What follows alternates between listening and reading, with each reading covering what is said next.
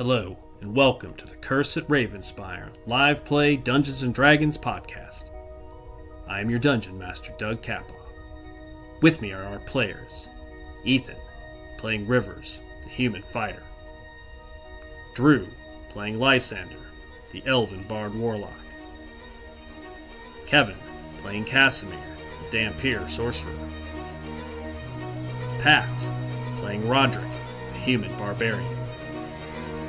Darren, playing Calsolus, the tiefling rogue cleric.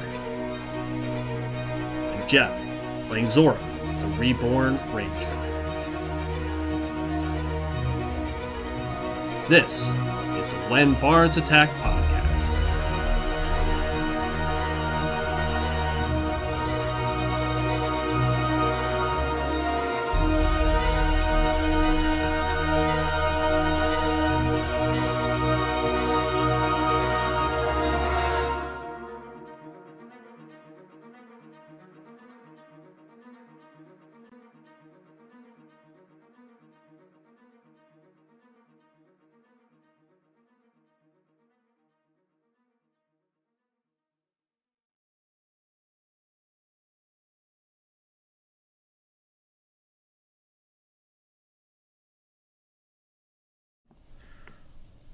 All right, welcome back to the When Bards Attack podcast. This is the Curse at Ravenspire.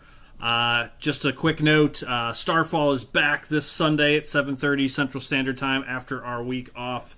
But we're going to jump right back into the action here, so I'm going to bring in our players. With me tonight, I have Jeff, Darren, Ethan, Pat, and Drew with me, as always. And we are going to jump right back into the action and the story. Where we left off, our heroes have made their way into the wilderness once again, leaving the safety, I'm going to put that in air quotes, the safety of Vallaki behind.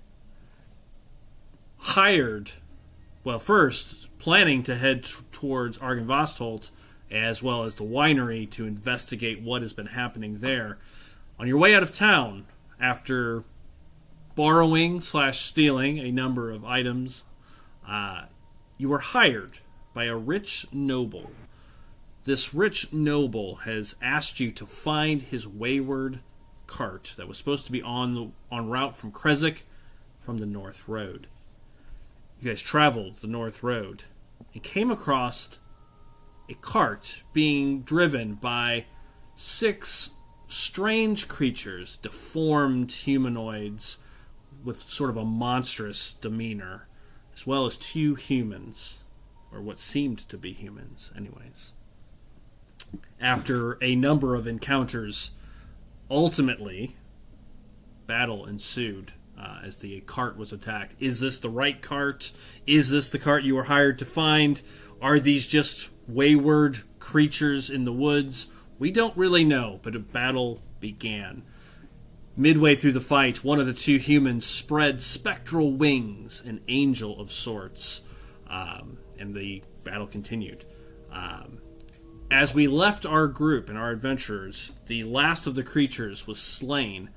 The only living creature left, which is where we're going to retcon back about 10 seconds or so, maybe 15 seconds, is this angel that flew up into the air and is laying next to Calsolus,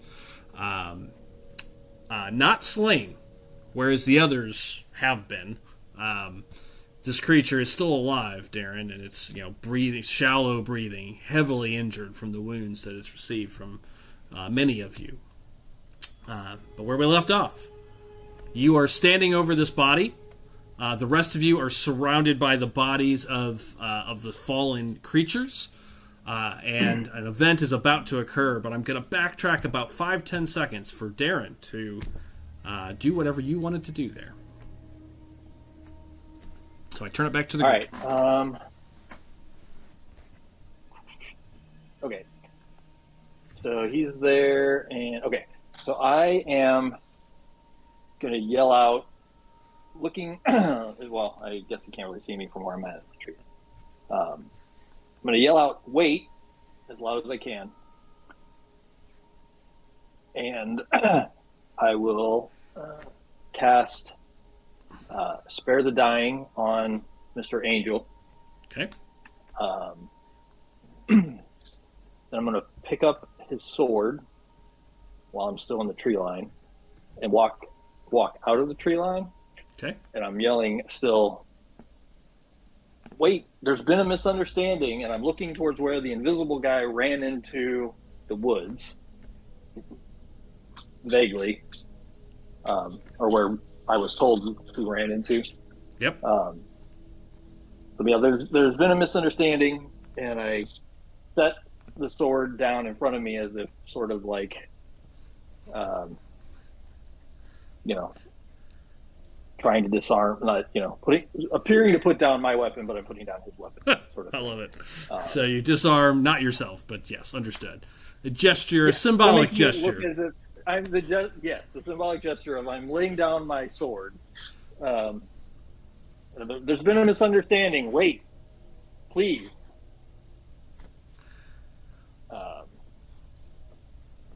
Did you say that? Your spell cast, as I said, that was about all I was going to give you in this slight retconning.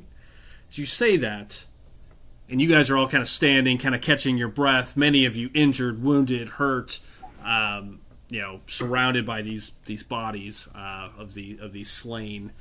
You hear Darren say that. I'll give anybody want to say anything? I would say no movement, because you guys already know what's about to happen since we're retconning. But anything anybody wants to say, like a quick action or a quick thing in response to Darren, to Calsolas saying that.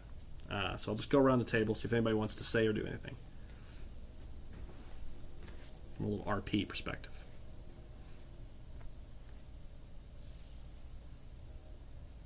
I'm too busy bleeding to talk. Okay, so Jeff just breathes heavily, kind of gripping his wound. Pat, any response or anything you want to add or do in need the help, moment? actually, because I need to. I can't act like as a character quirk. Roderick can't really turn off rage. It just kind of ends at the end of battle when he stops attacking people. Sure. So what? I can't remember what, because I asked Drew about this earlier. What would I roll to see reason in the face of the like barbarian rage? If that makes sense. Give me an intelligence save. Okay. Sounds getting the set, big guy. 16. 16. I would say with that, yeah, you hear Darren, and if you want to, I mean, you actually have to activate rage each round. You can bonus action keep it going. So, I mean, now I don't want to metagame this too much, because now I feel bad, because there's another fight about to happen potentially, unless this really changes dramatically. I will leave that up to you. If you want to maintain like this rage is going to keep, you're still just coming down from this. It's 5 seconds. Then we can just kind of have you continue. I'm going to hold them. Okay. I'm going to have it in my mind that I heard Calsolas say to hold, and with that actively just wait. Got it. Drew, any response or anything you want to add or do in a short, quick second? No, I'm good. Okay. Ethan. I'd probably be mid-swing, getting ready to bash someone's head in on the ground, even though they're dead, and then soldier's reflex, hear the commanding tone, kind of order, and pull the swing back and just hold, but still be ready to hit someone. Okay, just kind of looking around, held not in a gonna held say ready. anything. Okay. So Darren, this you say it, everybody else just sort of holds and kind of everything kind of gets quiet for a second. Darren, all you hear in response into the woods, you do hear a response, but it is just 2 words: no mistakes. And it's this just like a whisper on the wind. What word did you use? You said there's been a misunderstanding. No misunderstanding. Yeah, no misunderstanding is what you hear. And it's just a whisper. No misunderstanding. And then you hear laughter. And then, as we described at the end of the last session, you all feel and hear anybody that has any sort of in tune to magic feels this. This wave of necrotic energy just kind of pulses out from the area, pretty much right from where you're right where Ethan is standing. So, Pat, you would feel it kind of right next to you. You feel this wave kind of go outwards. The ground underneath River's feet, your feet, just sort of turns into decay. Any little bit of scraggly grass dies instantly. You just kind of see this wave of necrotic energy ripple out. And as it does, the 6 bodies surrounding you all begin to stir. And they start to move quickly. Their eyes start to glow. And you start to see them begin to stand up. And that is where we left off last time. So Darren says that. Spell cast. You hear this laughter in the woods. And then we're going to jump right back into where we were. So with that, I do have to restart this page. So if I could, we're going to do sort of like a round 2, phase 2. Let's do a fresh round of initiatives. If I could. Roderick, I'll start with you, please.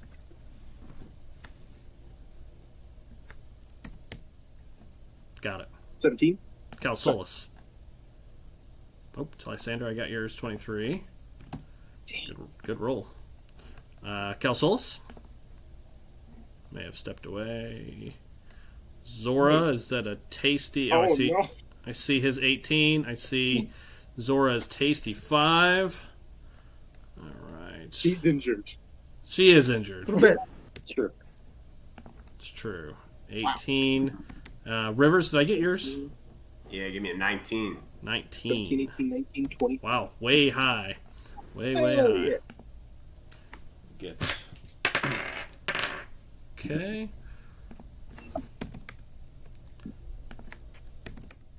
Right. These boys.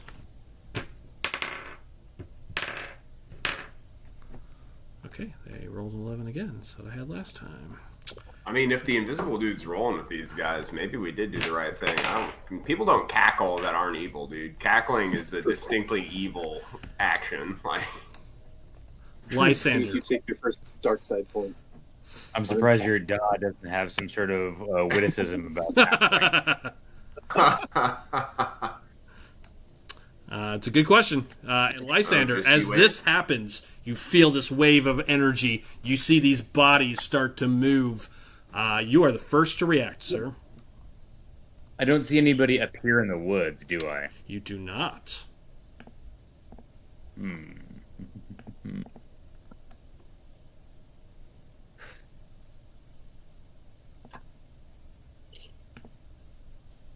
I'm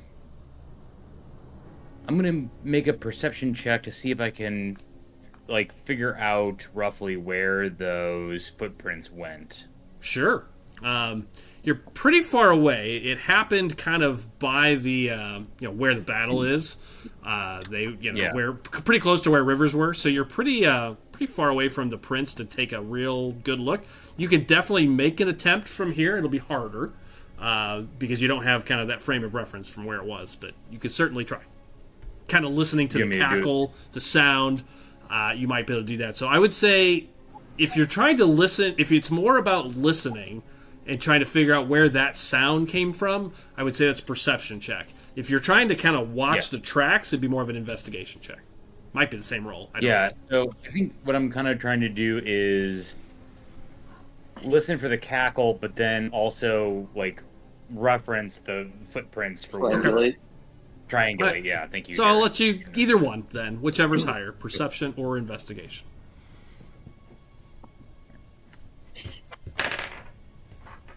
I got a 16. You think, and this is very rough, you think it's coming from somewhere. I will put it on the map. Let me just put a fig there. It's not the exact spot, necessarily, but definitely feel like it came from in this general direction. I'm going to put it right there. Cool. In that case, what I'm going to do is I'm going to line up one of the trees and blast one of the trees with both barrels of Eldritch Blast and try to, like, get it to, like, fall and possibly hit this person. Okay. These are pretty big trees. It's certainly possible with both barrels to do enough damage to splinter one, but it's going to be near the top of that damage roll. I'll just tell you that up front. These are pretty thick trees. Okay, dope. It's in range, though. Yeah. You're confident. So I need you to make an attack roll, even though it's just a tree. We're looking for crits, as well as to break armor to see if it actually breaks through the bark. If you want to make that attack. So real quick, and I'm just a little. Pardon me, I'm a little bit fuzzy about this. With Eldritch Blast, am I rolling 2 attack rolls because I have 2 barrels, Yes. or is it? Yep. Okay. It's two and then separate roll attacks. damage double. Yep. Hit. Got it. Okay. Yep. 13. Certainly breaks armor on the first one. Let's do the second one real quick. And Second one doesn't quite get through the bark of the tree. It hits a tough spot and just you break some of the bark away. You're not going to do enough damage to knock the tree down on 10 points. It was going to have to be about 18 to 20, kind of in that range, to see if it would come down. So you blast it. Let's do the damage in case you decide to hit it again. So I have kind of a frame of reference. Damn, 14. pretty close. I forgot you have a +5 Yes. in that assessment. So very much in range. But yeah, you hit it, and it just doesn't quite go all the way. You blast a large chunk of it out, but it just doesn't go. Any movement? No, that will be my turn. Okay, got it. All right. Then I move over to the creature that is moving closest to you, Roderick. Grabs you by the leg. This looks like it was the priest. You see as it turns its head, where you smashed his head in, is just glowing. You see like this glowing color coming from its brain and skull. His mouth distends more than it should, probably because his jaw is broken. But you just see it kind of grab with both of its arms your leg and just tries to bite into your leg. Is what's going to happen there. What's your AC? 17. 17. First one's a 10, so you manage to kind of pull your leg back, getting away from its jaws. It bites down and just doesn't quite connect. But as you do, it rakes its claws across your leg for a 16. Does not connect. Both of them manage to get your leg out just in time as you do. Rivers, over to you. And it does just stand up.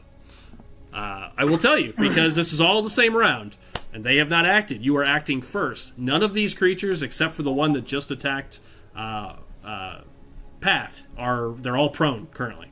So technically, all attacks have advantage on the creatures on the ground.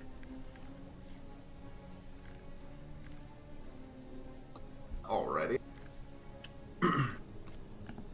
I'll go ahead and swing it one on the ground.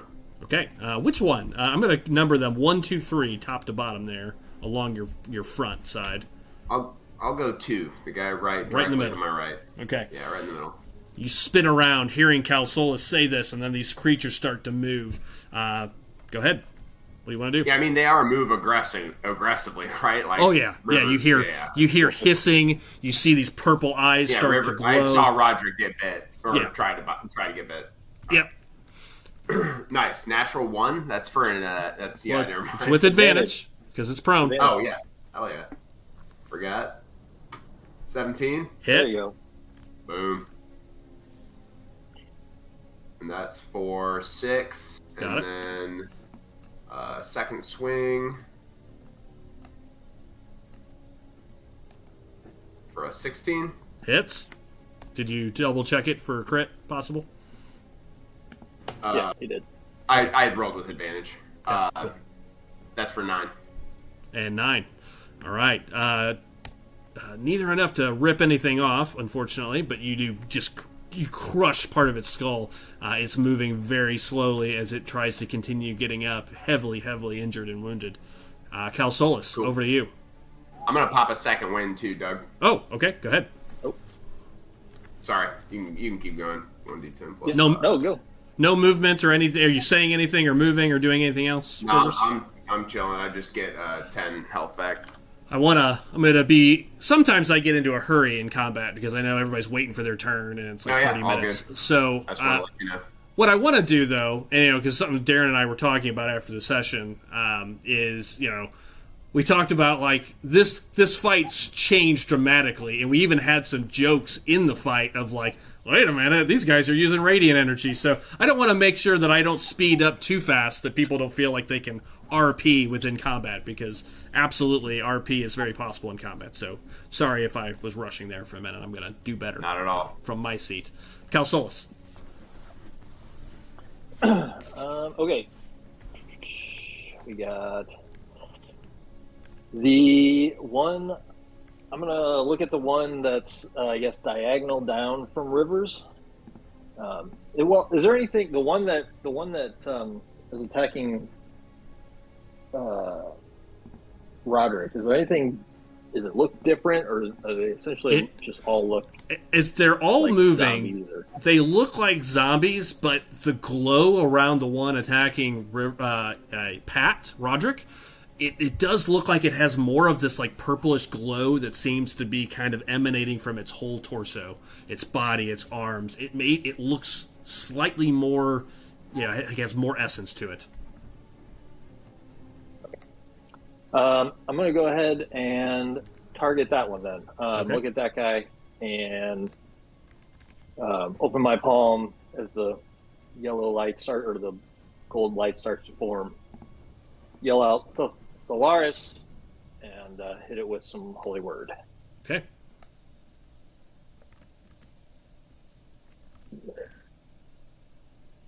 Oh, I forgot. Hold on.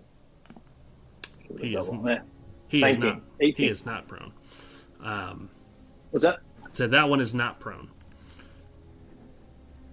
All right, so What? that one is not prone because it took its turn. It No, stood up. but I still have advantage. Doesn't matter. Because they moved okay. first. Right. Yep. Hit. Okay, so then yell out that, squeeze my fist, and just a bolt of gold light comes down and hits it. Okay. Damage. 9. Would have been good if the other one wasn't a 1. Singes, burning light. Radiant damage. Yeah, slams into its shoulder. It kind of hisses at you, Pat. You hear this unholy wail come from it. Ah! Calsolus, anything else you'd like to do? Roderick, you're next. I'm gonna chill here for now.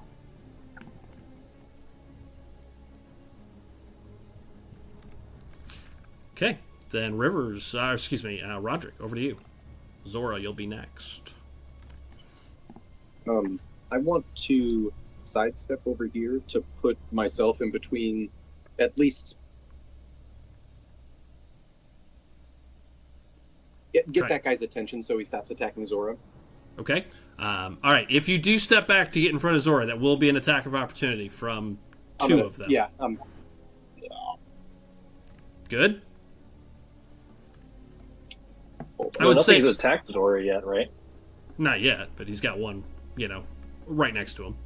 But you're correct. I would say probably only the one that's standing, actually, Pat. I will tell you that much. Only the one that's standing will use its reaction. Okay, I'm still, I was going to do it anyways, but I'm going to sidle over and just try to put myself in between. Then as you lift your leg up and it rips its claws at your leg, tries one more time as you try to step out of the way, and misses. 3 bad rolls. Okay, so you step over, get in front of Zora. Anything else? Guy's prone, right? The one next to Zora is prone. Yes.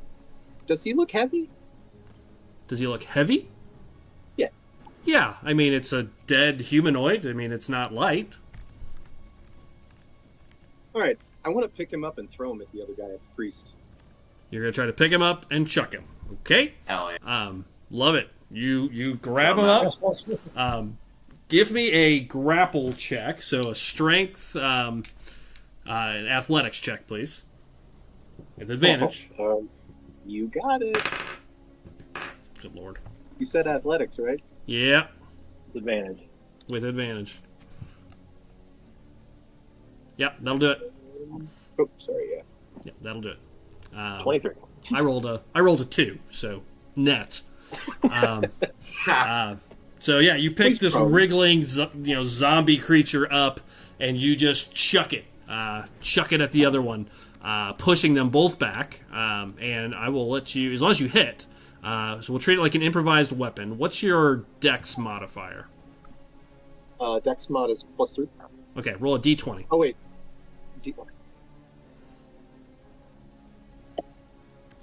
Just give me a d20 plus 3. Okay, so 5. it goes wide, does not hit the other one, but it does. You do chuck the other one. What's your unarmed damage? Unarmed damage 1d4 plus 6. Okay, go ahead and do that. That's a 10. That is 10.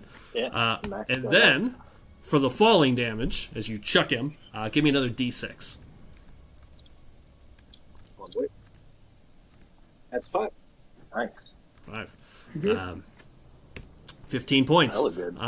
Hella good, yeah. You just chuck this thing through the air, 10 feet across towards the other one. The other one moves out of the way with pretty good reaction, and the other one just tumbles to the ground, and you hear something snap. Roll a d20, Pat. You did enough damage to break something on the creature. 14. 14. One of his arms literally snaps off as he rolls across the ground. Okay. All right, Pat. Anything else? Attack, can he? No. I'm gonna hold. Okay. He can't attack? That was one. Yeah, that was only one action technically. If you have 2 actions now, Yeah, that's one attack. Oh, not picking up and throwing. That was just one action. Nah, I'm gonna treat it as one. Oh man, this is gonna be awesome because I'm gonna pull the battle axe off of my back after, Mm-hmm. and I'm gonna wallop that dude with the weird thing in his mouth. Okay. Spin around and bring it up to the other creature, to the other undead. Oh yeah. Natural Advantage. one. We got Just- advantage. Oh, yeah, he's on the ground. That one's still on the ground. Yep. He's still prone. Didn't help much. Yes, he is. 11. 11. These guys are pretty easy to hit, but unfortunately that one does roll out of the way just in time. Just missing. You clip part of his clothes. It's just it rolls out of the way. Throwing him. Yeah, his AC was 12. He just missed. Okay. After Roderick, the one on the ground does their act, and it gets up. And since you attacked it, it comes at you, Roderick.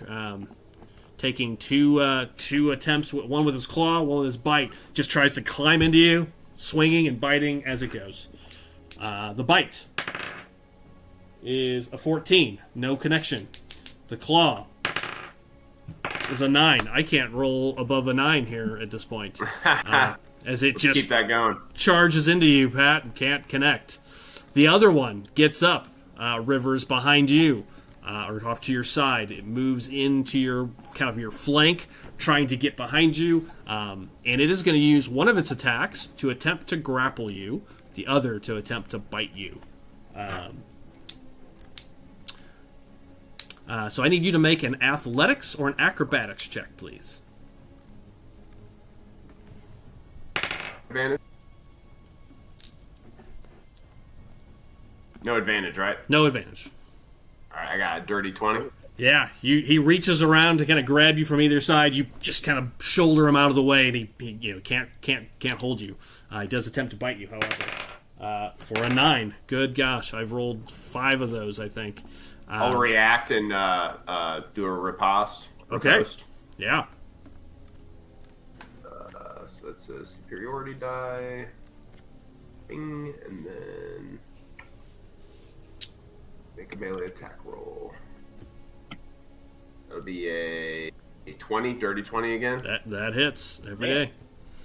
And then add the superiority die to the damage. So the attack damage is 9, and then the superiority die is another 1. So 10 damage. 10 damage. Got it. clip him, just knock him to the side. You see part of his face kind of start bleeding and oozing. All right. That is the 2 of the zombies. The other 3 also now start moving. Unfortunately, Ethan, you have 2 on you still. 1 in front, 1 in back. They continue on. Pat, the other one, moves in towards you.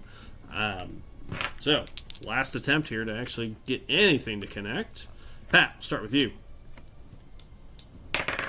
That's a 21 to hit with his bite. That finally hits. And a 11. So 1 hit with his bite for a total of 4 points. Half to 2. Big 2-pointer. Ethan. Same action. Bite and a claw coming at you. The bite. Let me have it. Can't read that dice. It's a miss. It's a 9. Again. Good golly. And a 7. I'm just done. As they're just biting and clawing, nothing getting through as you stand your ground. Zora, over to you. I'm going to cast Protection from Evil and Good on myself. Smart. All right, so you're casting that this round. Is that an action or bonus action? Action. Okay, got it. Any movement or bonus actions then? You are not I engaged. don't think I have any for this. Okay, any movement then? I would have had. Well, I could move. Well, I guess I can move. Yeah, no one is engaged with you. Once again, okay, then I'll back out of the area. Go over to the map here. 1 second. Yeah, they're all about 5-10 feet. They're about 10 feet away from you currently, with Roderick kind of standing in front of you as in guard position.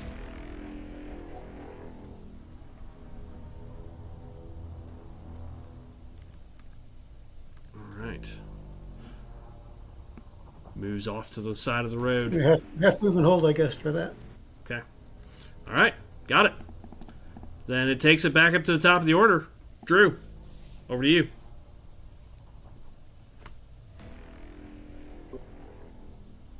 All right. Let me see real quick.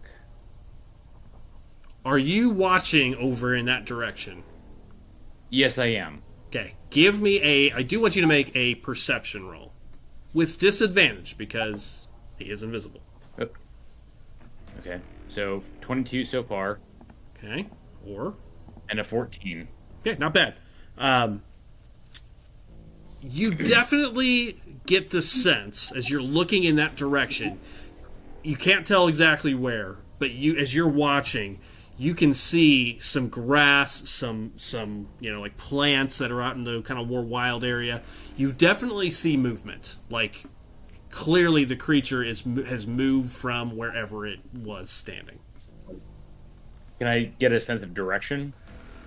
With a 14, it's really hard to tell. You think possibly kind of maybe a diagonal that way, sort of like kind of north on the map, maybe northeast on the map, if that makes sense. Okay. Yeah. It doesn't look like it's moving very fast either. Like, you saw some things move, not like the first time you guys saw the footsteps, it was more like a run. Now it's more like it looks more like something just moving quietly. Gotcha. Slowly. But it's much harder to tell where it is now as it kind of vanishes. Yeah. I'll move here.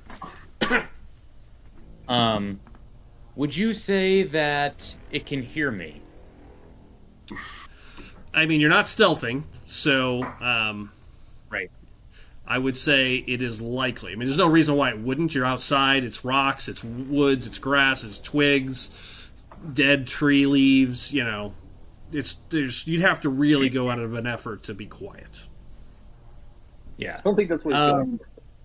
I don't. That's not what I'm going for. Oh, okay. If you spoke, Yeah. would they hear you? Most likely. Yeah, that's exactly what I'm looking for. Because I want to cast my cantrip of Vicious Mockery on them. Wisdom 16 save. Okay. I don't have to see them. I just have to be able. I have to hear them, and they have to be able to hear me. Okay. What's the save? Wisdom 16.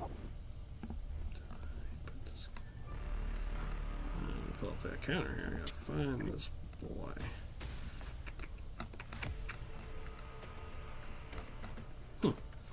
Hold on. We're scrapping for our lives in the road, and Lysander's fucking Scooby-Dooing in the woods over there. Bad You guys are mouth. Look at this tree, a clue in the road. We're like, Jeez. I mean, luckily, I'm not doing anything, so it all works out. I'm sorry. No, I got the character sheet pulled up. Is that wisdom? Did you say wisdom? 15? Wisdom 16, please. Wisdom 16. Got it. It did resist. Barely. Oh, I don't think you take half damage from resistance. Let me double check. I don't think so. Not usually on a don't think so cantrip. either. It's a cantrip now. Yeah, it's a cantrip. So cool. Okay. That's my turn. Okay. Yep. You speak these words out into the wilderness, and there is no response back. Well, maybe there will be a response back. Well, let me think about that. We'll let the round go, and maybe there will be a response. What did he say? yeah, what'd you say? Yeah. What does your vicious mockery look like? Mockery. Yeah. Oh man. That might affect my decision of what happens next. So, I think that's a good question. Yeah. I'll give you a minute to think about it if you want. I can do another round and come right back to it if you'd like. No, I mean it without RPing it out directly. I think it would be something along the lines of having your friends, sitting quietly while your friends do your dirty work. Can't face us directly, and now you have to, and your only hope is to reanimate your friends to do your dirty work. Okay, got it.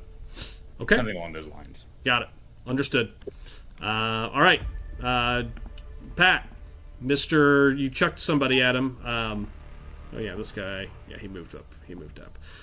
He's gonna move into you. The guy who bit you the first time didn't ever connect.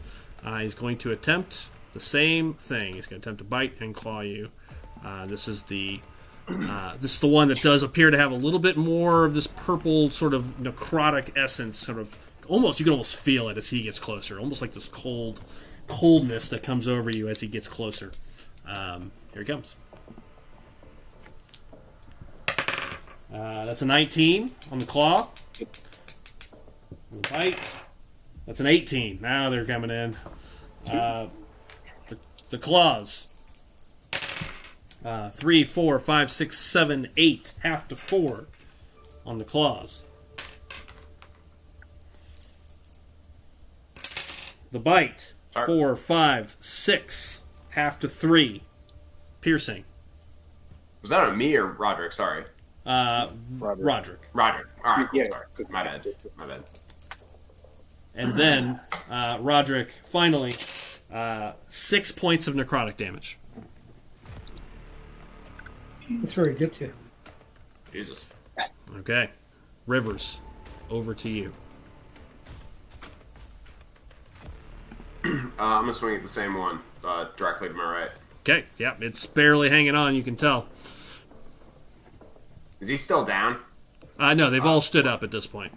20 anyways. Natural 20. You Yeah, crit. demolish it, I'm sure. Go ahead and give me the damage. What's your normal damage? A D8 plus what? A D8 plus 4. So 2D8 12. plus 4. Yep, so 12, and then roll a D8. Roll a D8. Yep.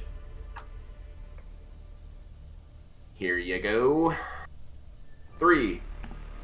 Wow, you did it on the dot. Hit at exactly 15 hit points. That's 12 plus 3 is 15. You take his head clean off. Just kind of smash what's left of this creature's skull at this point. Nice. As it is Yeah, destroyed. swipe its head off and then whip the flail around above my head and bring it down on the one above me. Okay. Send it up. Go ahead. All in one fluid motion, which is going to be super badass when this hits him. I agree. Especially when it's at 20. 20. Just again have an AC of 12. It just ducks underneath it as you swing over. And it's really because he's just so close. He's pawing at you, and you just can't get a good connection. Rivers, anything else? Calsolus, Roderick is next. Calsolus. I'm good, Dip. When I hit the priest, did it seem like that did more damage than I thought it would, or You didn't see it About react in normal. any way that seemed like it would you would sense that it was more effective. okay. Well, that sucks. All right, then I am gonna pull out my bow and Okay. take a shot at him that way. Okay. Same guy, priest. Yep. The priest. Priest.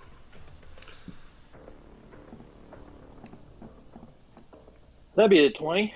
That's a Natural. nat 20. Okay. What is your sneak attack damage? So my total dice damage before rolling would be 2d6, 1d4. Okay, so 12 plus rolling 4 is 16. What's your plus? 5. 16. So 21, and now roll all those dice. 2d6 and a d4. Okay. 12. All right. Yeah. Got to 21. I One sec. already subtracted that. Another, I can't see it on the damn 8, 9, is it 10? I can't see it's over the Yep. thing. Yeah, another 10. Another 10. Got it. 31. Yeah. This arrow just sticks in its back, and it just kind of paws onto you, Pat, letting out this wail once again. Doesn't quite go down. You see it's still moving, but it's heavily wounded now. Did I do enough damage to roll on a table? No, not this guy. Those are Nope. the common zombies. And piercing is not on the table. Oh, really? Yeah, it's just blood. It's just bludgeoning and slashing. Okay. Okay. Anything else, Darren? Nope. Roderick, over to you. I'm just gonna go ahead and open her up on the priest. I'm gonna say 2 attacks, but I kind of opened up 1 and then to move on to the next guy. But Sure. Yeah, start with 1. let's see. 19. That'll hit. Nice.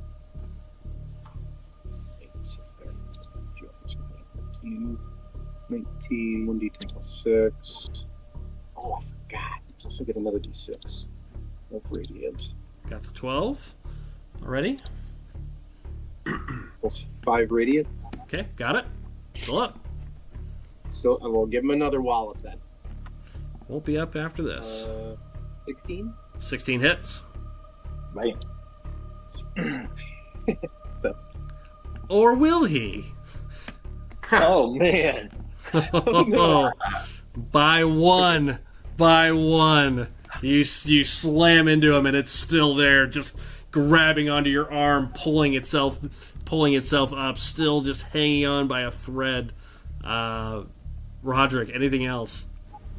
Wait, it's 1d6 plus 2 for radiant damage Okay. Oh. for the last level. Okay, then that is it. It had 1 hit point. Let me go back and update that. There it goes.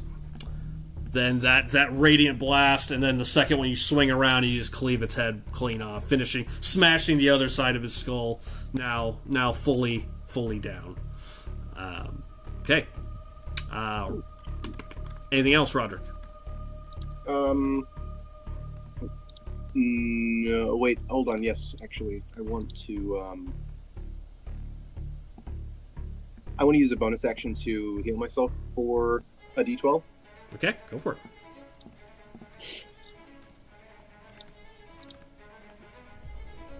Hey, I got it. Hey. Hey, nice. That was critical. All right, after Pat, Zora will be up in a minute, but first, the zombies that are left, which are 4 of them left, continue their attacks. Looks like it's 2 on 2. Yeah, they're pretty dumb and mindless. They're going to focus on the people right in front of them. Roger, you got 2 on you. Here they come. First guy. Miss. Second one on the same guy. Miss. The other one. Top one. Miss. 19. That's a hit. For 8. 8. Half to 4. and necrotic. Okay, Rivers. 2 on you. Continue their onslaught. First one, nat 1, followed by a 2. Wow. Nice. Those are both misses. Yeah, those are clearly misses. The other one, The one almost got you. miss. Yeah. Miss. Those I did not roll above a 6 on 4 dice. Come on, let's go. They just continue to paw at you, having little to no effect. I'm This just is blocking sort of with my shield. This is sort of embarrassing for a villain group. This was supposed to be a kind of a tough fight after the first fight, and they're doing nothing. Zora, over to you. I'm going to step forward a little bit. I still can't figure out how to move this in the way some of you guys do. Just tap it like that. Stay about 20 feet out from this zombie here on the left. Yep. And I'm going to throw a dart at him. I reach under my armor and produce a little dart and zing it at him. Okay, this is the one that got chucked earlier. It's missing one of its arms currently.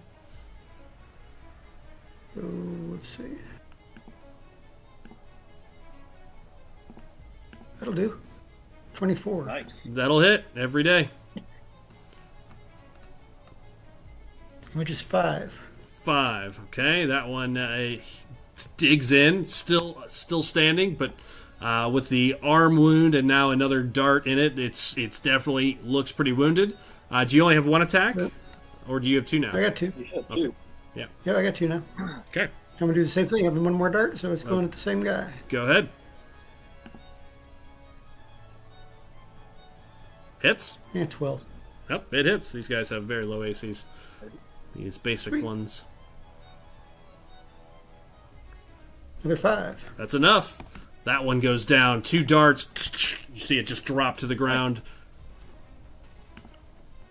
Next to Roderick. Okay, anything else, Jeff?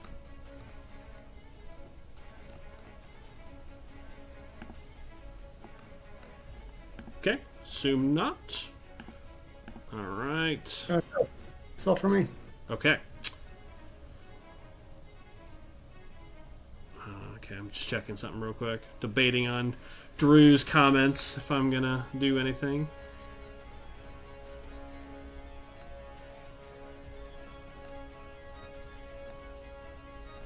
Nope. Nope. Drew, over to you.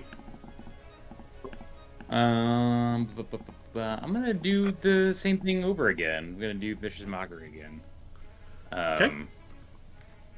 This time I'll double down on his cowardice and say something like, necromancy is the only way you make friends, but it's a good thing you're invisible. That way your skeletons can pretend they don't know you.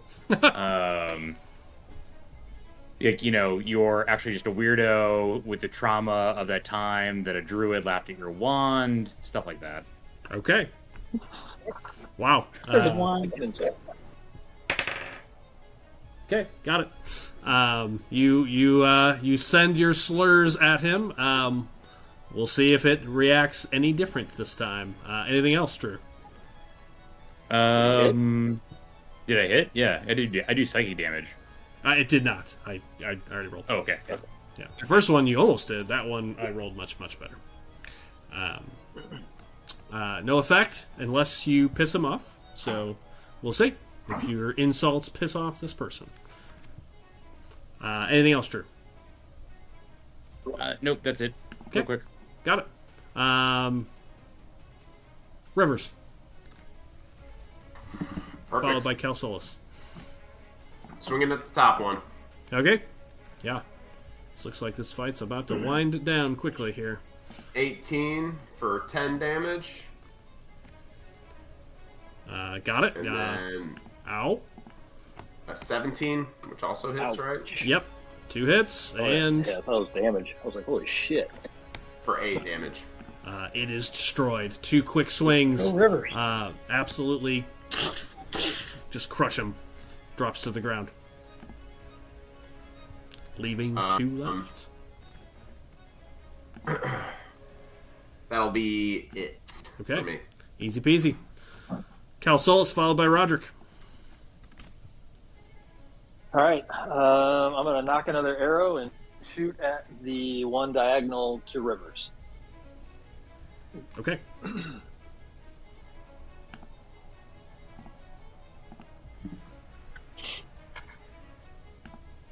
25.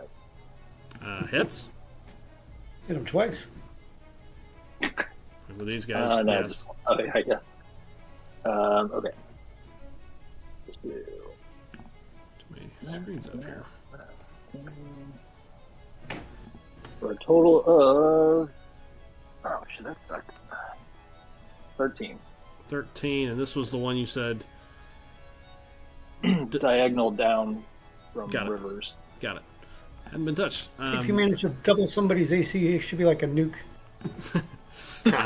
Arrow sticks in him, spins him around as it takes the arrow, kind of hisses towards you, Darren. Okay. Anything else, Darren?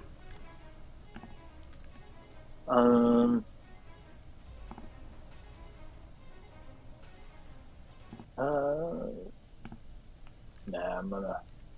Roderick. Yeah. Make it 2 attacks, Darren? No, I'm a rogue and a cleric. Oh, that's right. Two classes that neither get 2 attacks. So. Yeah. You know. I'm gonna 2 swing at the which I guess they both look kind of messed up. Actually, yeah, we'll just go with the guy. Yeah, the one is looking pretty good. The one closest to you. The other one is pretty beat up. All right. Yeah, let's rough the other guy up. Closest one. Get him! Okay. Yeah.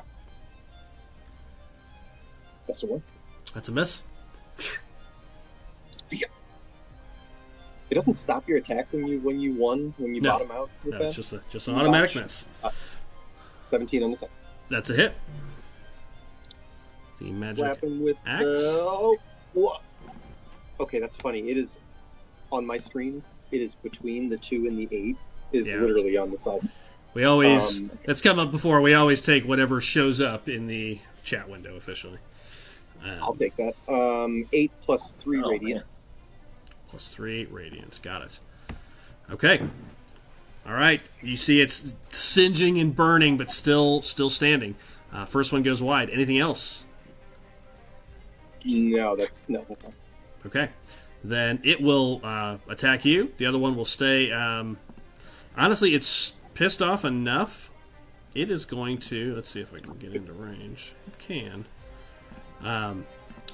You see as it takes this arrow in the back, you see it spun around at Darren. It will take the attack of opportunity, Ethan, because it's not smart. It just runs at Darren, trying to tackle him. Her 19. hits could be enough. Kill it. 12 damage. Nice. It had 11. You just Nice. just as it turns to Get move back here. towards him, you just smash it. River is straight blood rage right now. See Yeah. red. Leaving the only other one left You to are- bite and you claw are at A warrior, Roger. not a barbarian. Good guys, bad guys, angels, zombies. Who knows? Let's kill them all. Roderick, 2 misses because that's how I roll. Zora, over to you. All right, let's see. Last zombie standing. Yep. Problem I have is when I switch over to the tabletop, I don't hear you guys anymore. We can move, or Doug can move you if you want. Yep, you're about 20 feet away. Roderick and Rivers are surrounding this one zombie that is left. You can theater of the minded if you Right. wish. I don't know where the invisible guy went off to yet, do I? You do Lost not. track of him? Yeah, he has been lost track of. 1 second. You just hear the elf yelling at him in the woods. Yeah, Lysander's just hurling insults. Little bitch. What's the range on that tentacle attack? 15 feet? Yep. If I'm within 15 feet of that guy, I'm going to hit him with the tentacles. Hit him with the 3 with the dungeon whip. Go ahead. The think it's gonna be 320s done first? for. Yeah, 320s.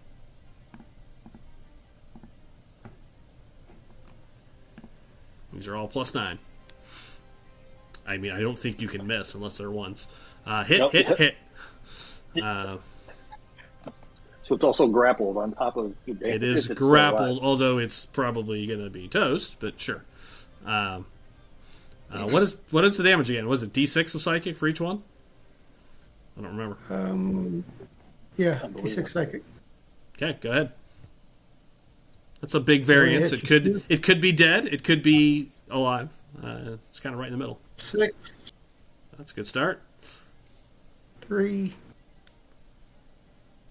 The last one hit was a 5. That'll do it all day long. So 14 points. It had 11.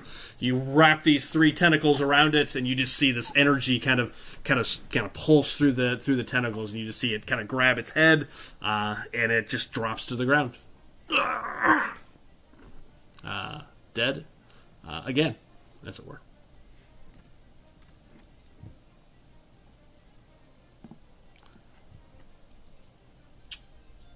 Everything goes quiet. Outside of Drew, depending on if he continues hurling insults. He does not respond, and nor do you see any spells or anything else cast. I'm going to keep hurling insults. You can keep hurling insults.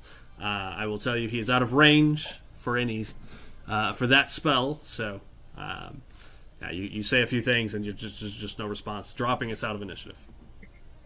Well, he heard me. He's still pissed. He did hear you, yes, and I debated how he would react.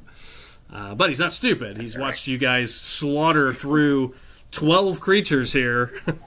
Some of these same creatures twice. 1 on 5, probably not smart. That's all right. I'm sure his aunt still tells people he's an accountant.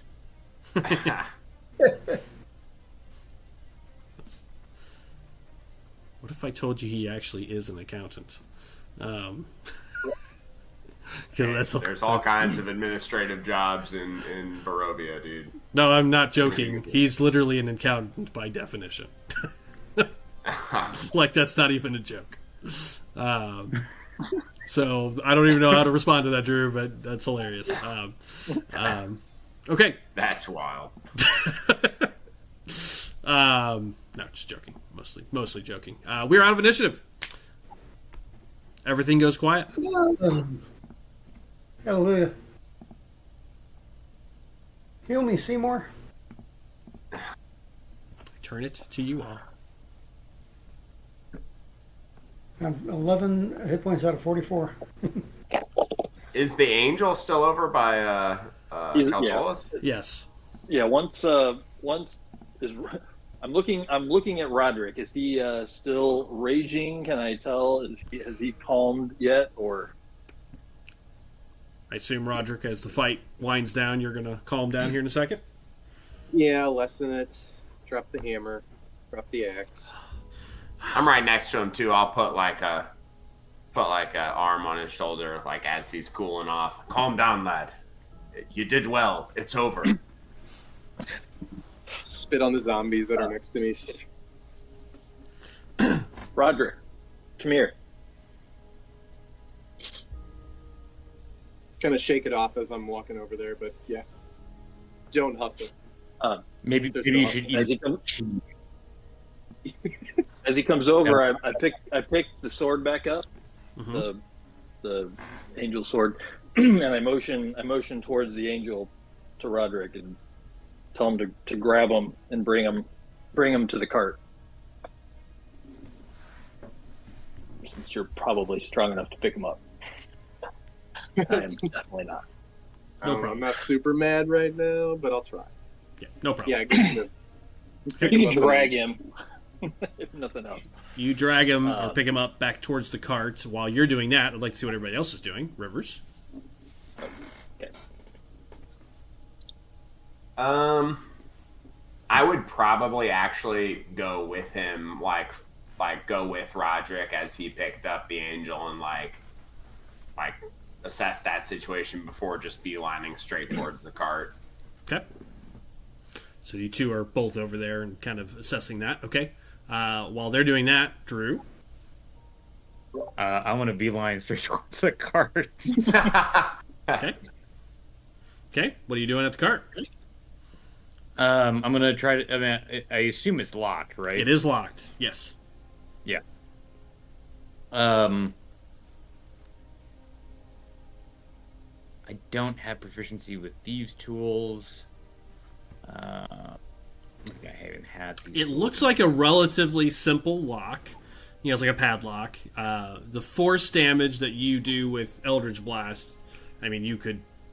I'm not gonna make you roll because there's no like time here at this point. I mean, you could blast it off if you really wanted to. Well, I don't want to. Somebody here explode the whole- does have. Somebody Yeah, here does have proficiency with these tools. Yeah, that's. I think what I'm worried about is like like exploding this thing and kind of a Butch Cassidy Sundance Kid kind of. Is enough But, dynamite there, Butch? Yeah, no dynamite. Well, the Eldritch Blast is very focused. You know, you're not going to blow up the whole cart, even if there is explosives. Well, inside. also, I don't want it to look like I opened this thing either. Okay. So I'll wait. Okay, Wait. fair enough. All right, well, you can see inside of it as you get closer to it. Yeah. There are a number The of boxes and crates in there? and trunks. What was that? I said, are there child soldiers in there? Or, No. You've Any slaughtered. incriminate nuclear weapons? You slaughtered the child soldiers. Don't worry about that. No, it's just boxes, crates, and trunks. Many of them. Probably about 20 crates. Kind of some of them stacked 2 high, 3 high. It's pretty full. I hope this isn't Holtz's wardrobe we just killed all these people for.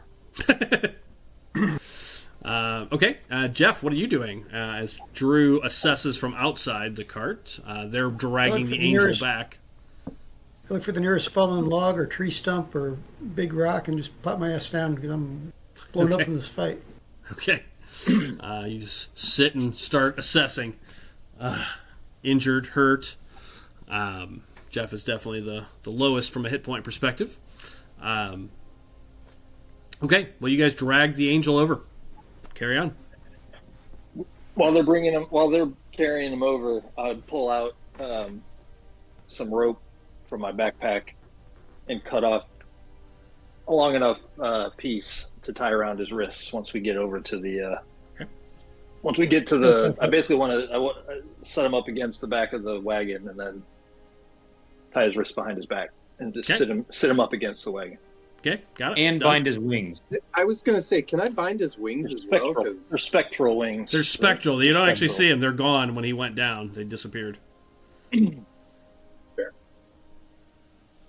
Maybe we should tie him to Roderick. There we go. He's not going anywhere. Okay, done. And as a reminder of where you guys are, just for clarity, you are on the North Road, and down the road, not far from where you're at, you can see into the lake.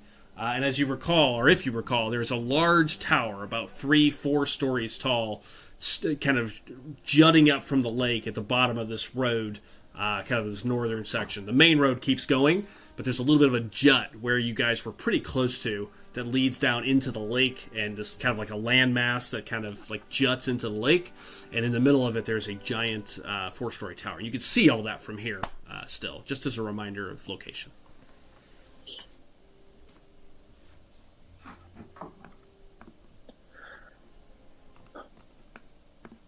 Can I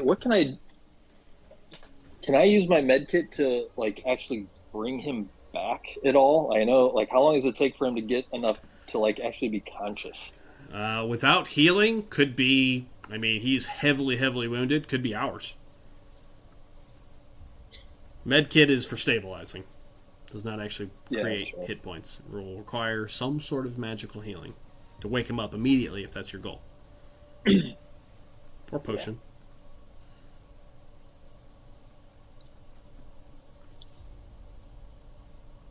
I don't know if we want to waste a potion on him. All right. What's anybody else doing? As we're doing that, I'm basically saying, like, we need to figure out what the fuck just happened. There's a good chance that these guys are related to the fourth card, right? Fallen angel, He's definitely fallen a couple times now. There's a better than average chance that we were supposed to find these guys. And I would say, based on what I'm now assuming, Holtz, this is not Holtz's wagon. Are we all pretty much on the same boat? Like, he wants this wagon, but it's not his wagon. He sent us here to collect this from these people because he wants whatever's in it. Should we bust open a couple crates and chests? I mean, I'm definitely not leaving before there's no way. I don't know I can roll high enough to not open these crates. But regardless, I think we need to understand what's going on here. I feel like there's more to Von Holtz than he let on, and I'm pretty sure he set us up with this. Can you nod at the unconscious angel? Can you tell, like, is this guy like celestial? Is he like celestial good? They were speaking celestial when we approached. I guess does he feel like a pure force in like Barovia, whereas like the rest of the magic here feels corrupted? I know that's kind of a stretch, but I'm just wondering. I mean, he was definitely using radiant magic, right, and like they were, he's got celestial wings. Like there's no question that they were speaking celestial. The other guy healed him with holy power, like for sure. Yeah. So But also, he's tied up. So, What's that? I said, but also his buddy was a necromancer, so a little column A, a little column B. I mean, we don't know that that guy was with them. He was in the cart, but he was invisible. He could have been just tagging along. While you're having this conversation, he said no mistake. Yeah, he said no. Yeah, hold that thought for 1 second, Pat. I want you to say that out loud in a second. But Darren, one thing you'll notice as you're having this conversation, while you're all standing around the angel and the cart, you will notice, no roll needed, on the garb now that you can kind of see on the angel, kind of underneath some of his cloak. Now it's kind of moved aside and what have you. You do recognize one emblem. Kind of stitched into the white cloth underneath his overcloak that he was wearing. You recognize it as the sign of the Morning Lord. You saw similar sigils. Isn't it? I knew it was going to be. You see similar images. Something bad. In the priests in the Church of Lackey. You saw this insignia there. Yeah. So now, then, Pat, you can say what you were about to say. Sorry, I didn't. Just want to get that out. He said no mistakes or no misunderstanding. Cal, you said this was a misunderstanding, and you said no misunderstanding. If that plays into what you said, then he was just waiting for us to take it. It's a setup. So, putting the pieces together, this guy is obviously a paladin of the Morning Lord. This dude, pointing to the one whose head is thoroughly smashed in, was obviously a cleric of the Morning Lord. The fact that the invisible guy was using, necromancy leads me to believe that he was not part of their group and was, hitching a ride wherever they were going, because he was invisible from the get-go. Like we didn't see him run out. We saw the footprints, if I remember correctly. Yes, you saw the mud. Did they see him in the footsteps? Did they know he was there? Yeah, that's what we don't know. He was invisible. No one ever saw him. Two people who saw, if I'm remembering correctly, people saw the footprints essentially like going through the mud when the battle began. It wasn't. We didn't see someone turn invisible. He was already invisible. That's correct. Yeah, So and there's a good chance he was. You only saw that because it rained the day before. Like, had this been a dry day, you wouldn't even have noticed that. Yeah. Thanks, Barovia. I'm going out. So there's a good chance. There's a good chance he wasn't part of this group.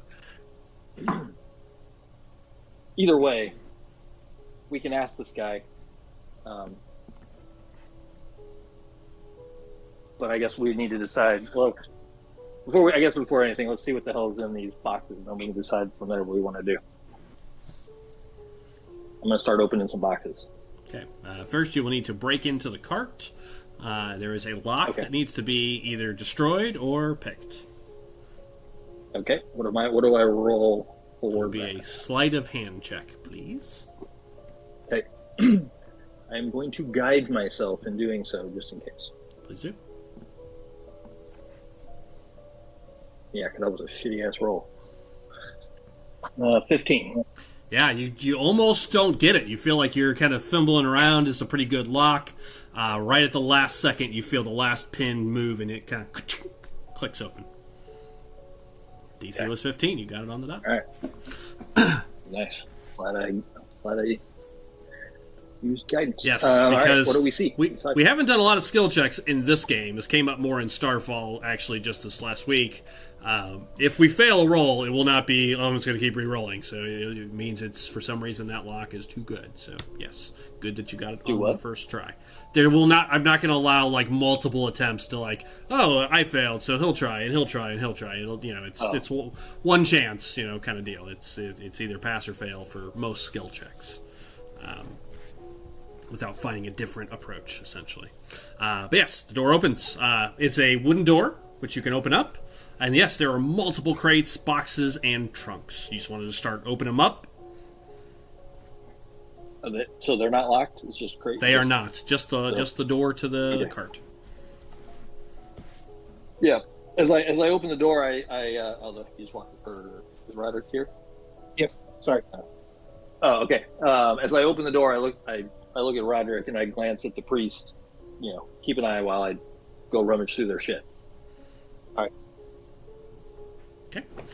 And I start rummaging through their shit. Yeah, absolutely. You start opening the boxes, and what you find is not far off from what Drew said, but not exactly. As you open them, the first couple of boxes are clothes, like heavy blankets, heavy cloaks, really nothing like you've seen in Vallaki or Barovia, but from where you're at and where you were at in Vallaki and where we were up in the mountains earlier, where you look towards where Krezk is in the far, far west, up in the hills, and you can actually see snow that kind of tips some of those upper hills. So this looks like heavy clothes, like heavy winter clothes, blankets, those kind of things. In the first couple boxes. In the next couple of boxes, you find foodstuffs, like really good dried, like could hold well, foods and supplies. The long story short, as you go through this cart, nothing of specific value. It is clearly a cart full of supplies, mostly clothes and a good chunk of food that is kind of designed and to store for long periods. It's freaking disappointing. All right, I'm going to... There is also one very small cask of wine. Okay. Is there anything odd about it? No. It's stamped with Wizards of the Wine's winery on the side of the barrel, but it's a very small one, probably enough for about half the size of a normal barrel. I'm going to... As I'm opening and doing this, I'm going to start checking for, like, secret compartments in the boxes or anything odd, like hidden that might have been hidden either in it or in the boxes, whatever. Sure, you're going to tear this place apart. Got it. You're going to spend some time here tearing this thing apart. I'm not tearing it apart as I'm understand. Well, yeah. I'm not going to tear it apart. Yeah, understood. I was ad-libbing there, but sure, I got you. You're looking heavily. Yeah. All right, I'm not going to make you make a roll. You do not find anything of note. What are the rest of you doing? Anything of note? While are you guys just kind of helping go through the boxes, or is anybody doing anything else I should be aware of? Check the person, check his person, like on his person for pockets and things. And sure. He doesn't have much on him. Looks like he lives a very simple life. Very simple cloak. It's torn and tattered, especially now. White robe underneath with the signal of the Morning Lord. There's a small bag with some gold in it. What looks like Barovian gold, so you can see it's got the face of Strahd on it. There is 25 gold coins worth. It's kind of a mix of change, but I'm just going to make it an even 25 gold for tracking purposes if you want to put that on a person. If not, leave it.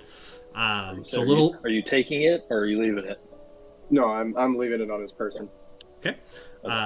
And then he is wearing a gold chain. I wanted you to. He is wearing a gold chain underneath that you kind of dig out of his cloak. That is, which looks to be sacred in some way, like a holy symbol. Take that off of him, actually.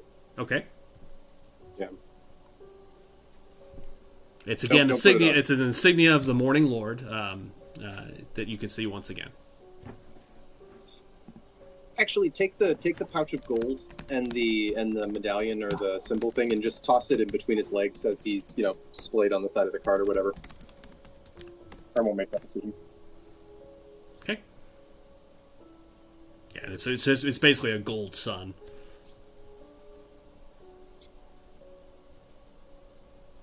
Okay.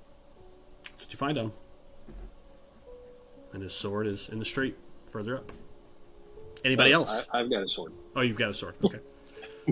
I picked a sword. I picked it back up. Okay. Anybody else doing anything I should be aware of? Is there any documentation in the card? Like, where is this going? Like a manifest? Mandate or manifest? Let me think for just a second. I'm going to...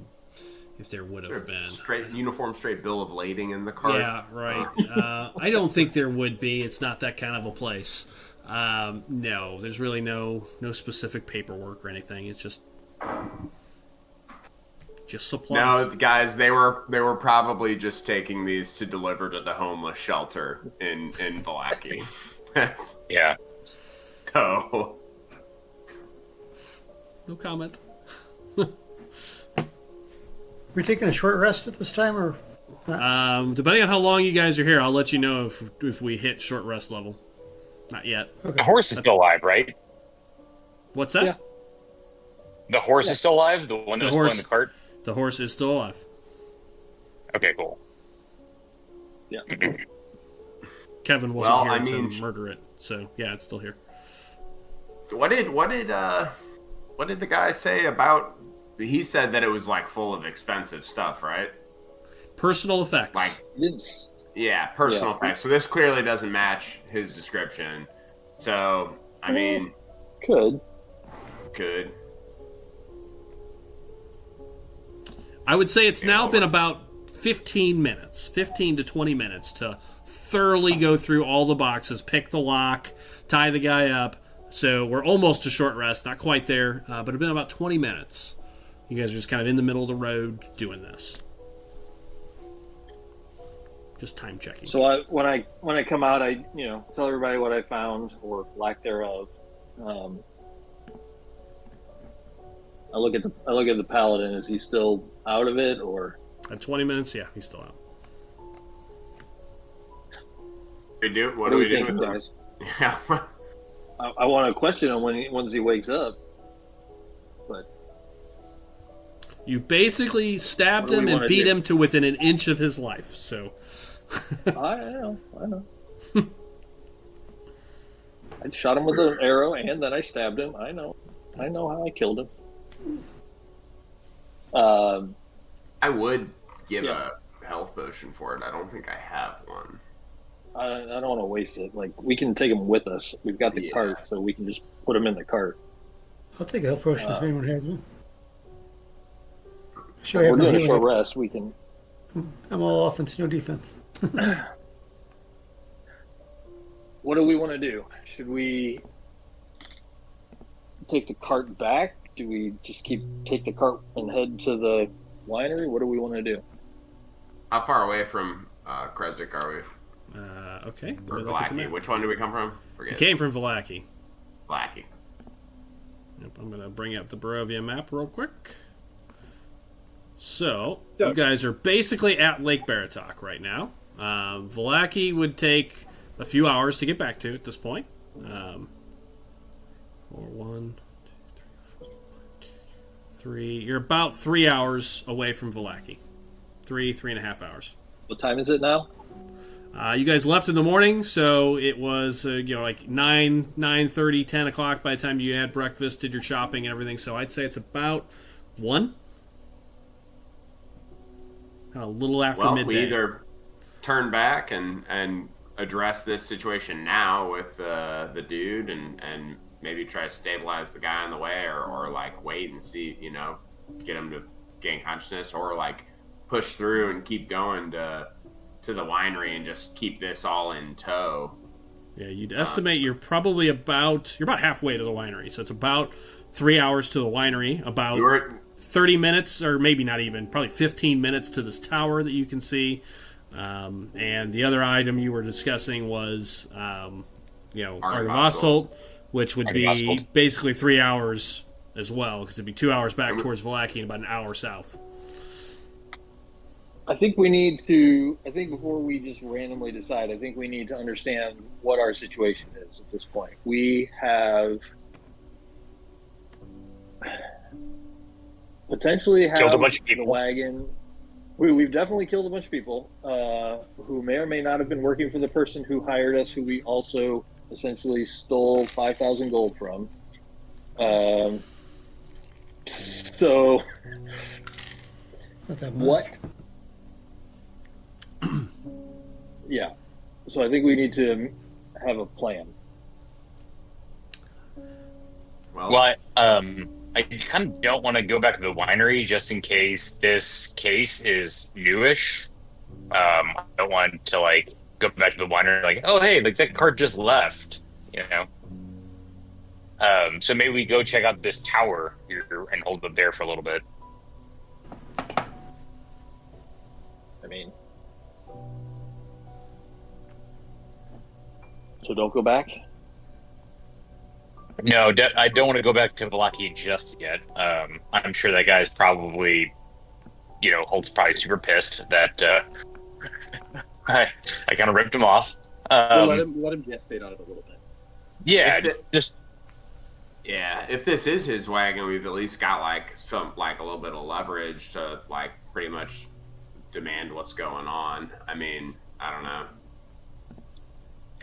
Yeah, I'm not so sure that the wagon was the point. Right. Yeah. I mean, it's kind of clothes and freeze-dried food, unless that wine is worth anything. I'm willing to bet that. Go ahead. I'm willing to bet that he wanted to kill these Celestials, and or knew that if the Necromancer wasn't with them, knew somehow that the Necromancer was here and wanted to get them scared off or something like that. And based on what the Necromancer said to you, I mean, those two could be linked, no? Yeah, good chance. An invisible person also tried to frame us for another murder. Lady Ava. Right. I'm still convinced that wasn't actually Stroud. I think Doug is questioning whether or not how we are framed for this. Well, I mean, we were definitely framed for it. Yeah.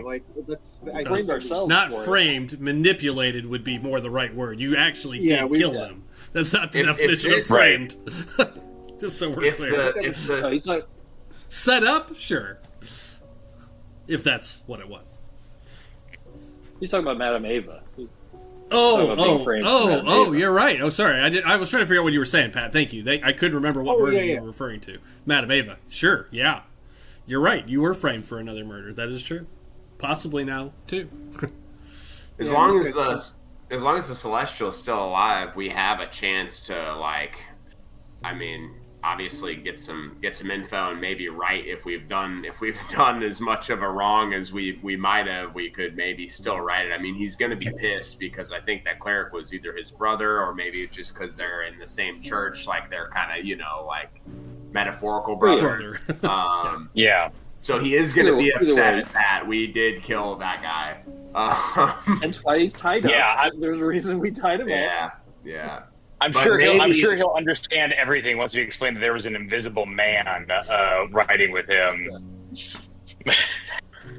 It's not going to be very straightforward of a conversation, but maybe there's a chance we can ascertain. We can bring the body back for it to be buried at least properly instead of leaving it out here in the woods. Hey, hand up. Hey, our bad.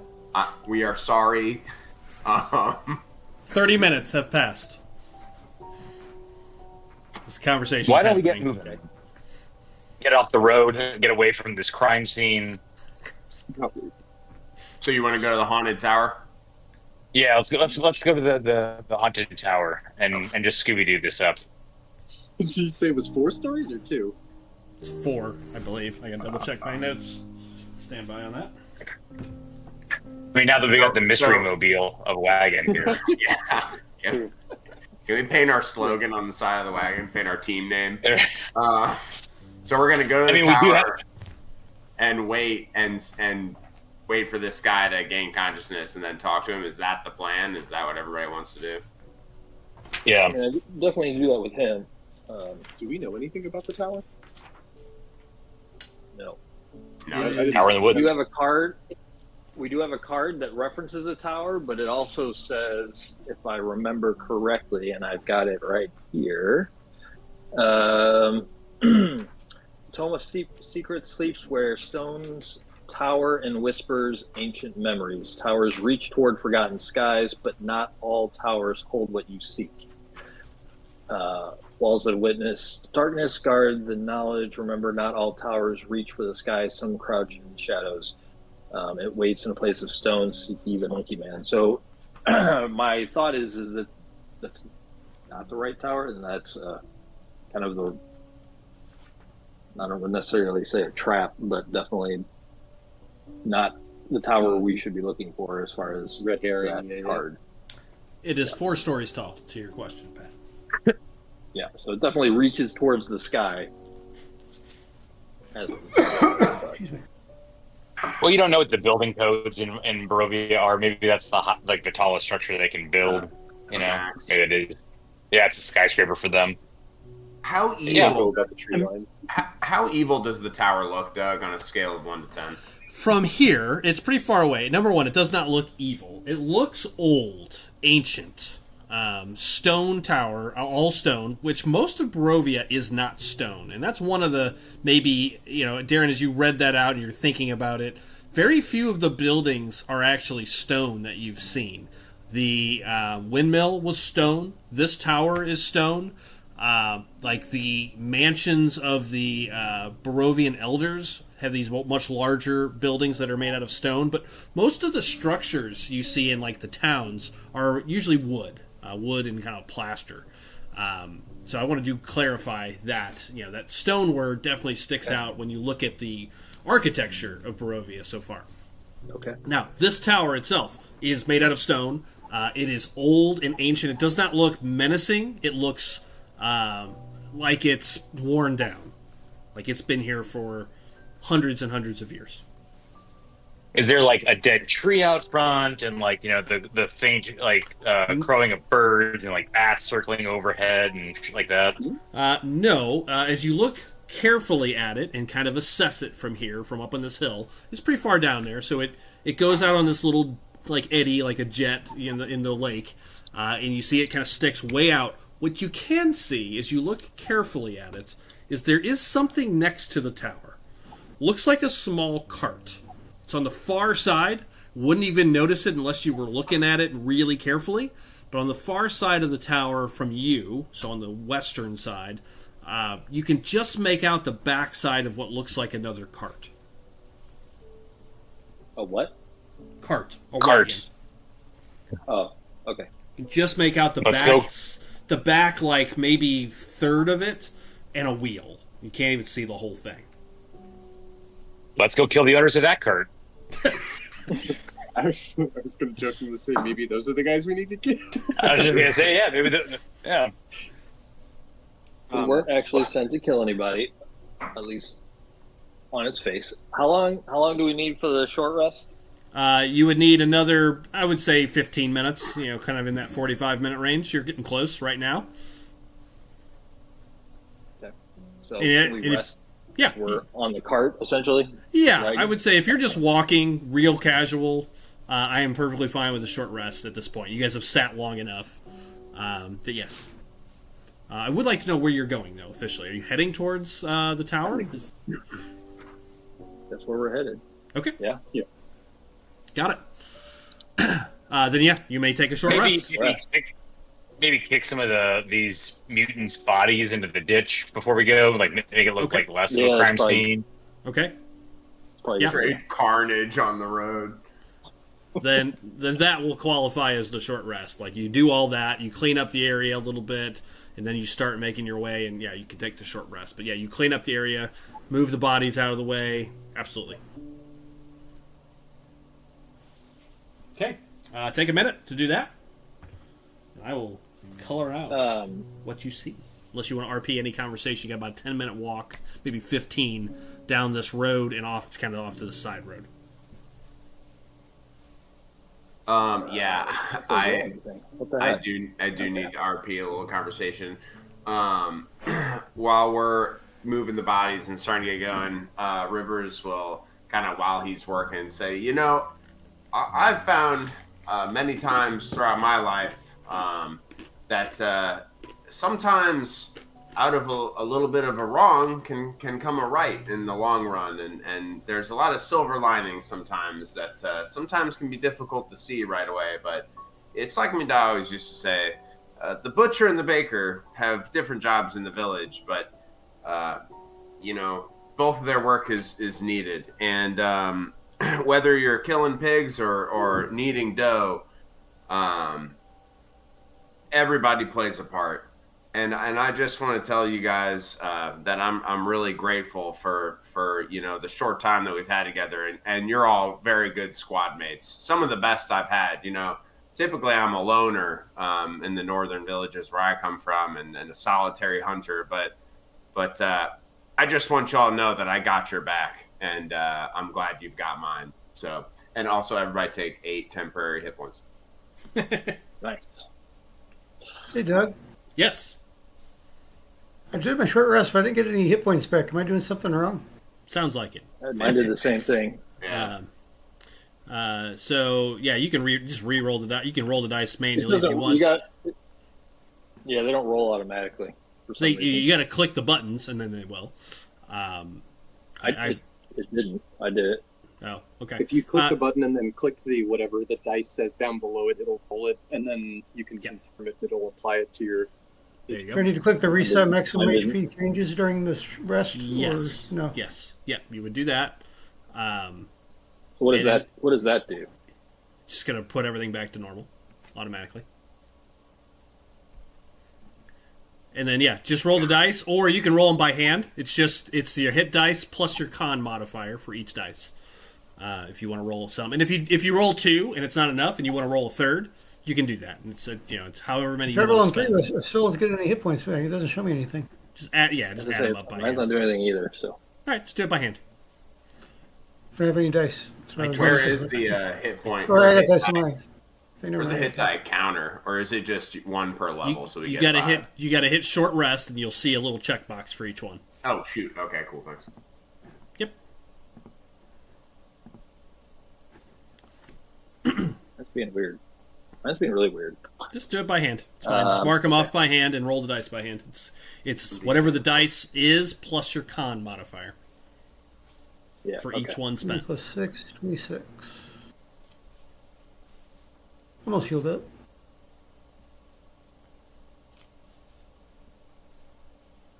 Hold on. What was the extra or the temporary? 8 temporary hit points from Ethan. 8. And also, did no one have any comments about Rivers kind of opening up a little bit and telling that heartfelt story? Because honestly, it's fine if you don't. He'll just keep talking while everybody's in silence. So. Sorry, I was too busy sewing myself up. Couldn't hear you. Yeah. I was trying to figure out what the fuck I was doing. No, it's okay. He was rambling. I do want to reiterate that. I love that stuff. I do want to reiterate that we are I do agree that we are bound to each other. We have to have each other's backs, especially since we're now all accessories to a crime. Yeah. So Couple. And Multiple- I don't know if multiple that- I don't know if crimes. that cut and dry though. I don't know. We're up Barovia's to we're up silly to place. 6 murders, and okay, hang on a second. well, Yeah, you're on the nothing hook. to You're currently on the hook for, as he pointed out, Ava. 5 other people, because you've kept the angel alive, so we're rounding that up to 6. Plus the theft of like 5 magic items. You know, Still a suspect on this angel thing. we're at crime spree at this point, and that's fine. You're not. It's not a crime spree. The adventure is unfolding. Yes, that's right. I mean, Okay. the magic items is more of an IOU sort of situation anyway. Sure. You know, Sure. All like right. It's technically, we can just think of it as an advance for our payment Sure. to finding this guy's heart. Yeah, I mean, his payment was another 500 gold, and he already gave you an advance, but sure. We can call Well, it I mean, however you talk yourself into it. It's fine. Speaking of which, Well, who's keeping track of the team gold? I got it. Okay, Yeah, cool. Darren Good, had good. it. Oh yeah, by the offered way, us $1,000. before we left, I grabbed the stuff off the ground that Roderick Yeah, threw on the sure. ground. Sure. I'm not taking it, but I grabbed. You know what I mean? I'm not Yeah, adding it understood. to the pool, but I'm holding it when he wakes up. Understood. Do I get any sense from the necklace once I pick it up? Is it magical? It's not magical, but it's definitely a holy symbol, like a cleric would use, or a priest. It's Okay. it's sanctified at this point, to a lesser level. Yeah. Is arcane focus essentially? Yes, you got it.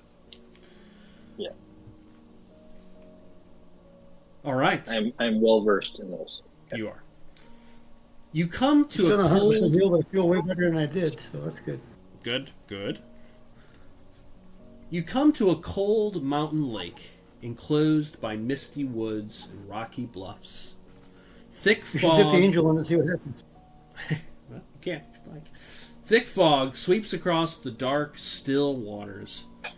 The trail ends at a grass-covered causeway that stretches 100 yards across the lake to a flat, marshy island with a stone tower on it. The tower is old and decrepit, with collapsing scaffolds that you can now see clinging on the far western side, on the same side as the cart that you see. A large gash has split the wall. Time-worn griffin statues, their wings and flanks covered with moss at the top, perch atop buttresses that support the walls. Parked near the base of the tower, within sight of the entrance, is this barrel-topped wagon that is sputtered with mud.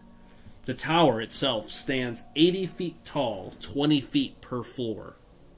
As you look up at this just mighty sight. It's mostly intact. The roof is mostly intact. The second and third and fourth floors have arrow slits that are 6 inches wide, 3 feet tall, and 1 foot thick. That's very specific in the book. The tower's uppermost level overhangs the levels below it and has a window that boxes in additional arrow slits as well. That's what you see. And you guys are pretty much at the edge of the causeway. So it's about 100 yards across the lake. The lake is perfectly still. A little bit of fog and mist that you can kind of see off the lake at this point. You see the tower, and you can see now the cart very clearly on the left side of the western side of it. Under layers of mud, this wagon supports a fresh coat of purple paint. Its wheels have fancy gold trim that you can see.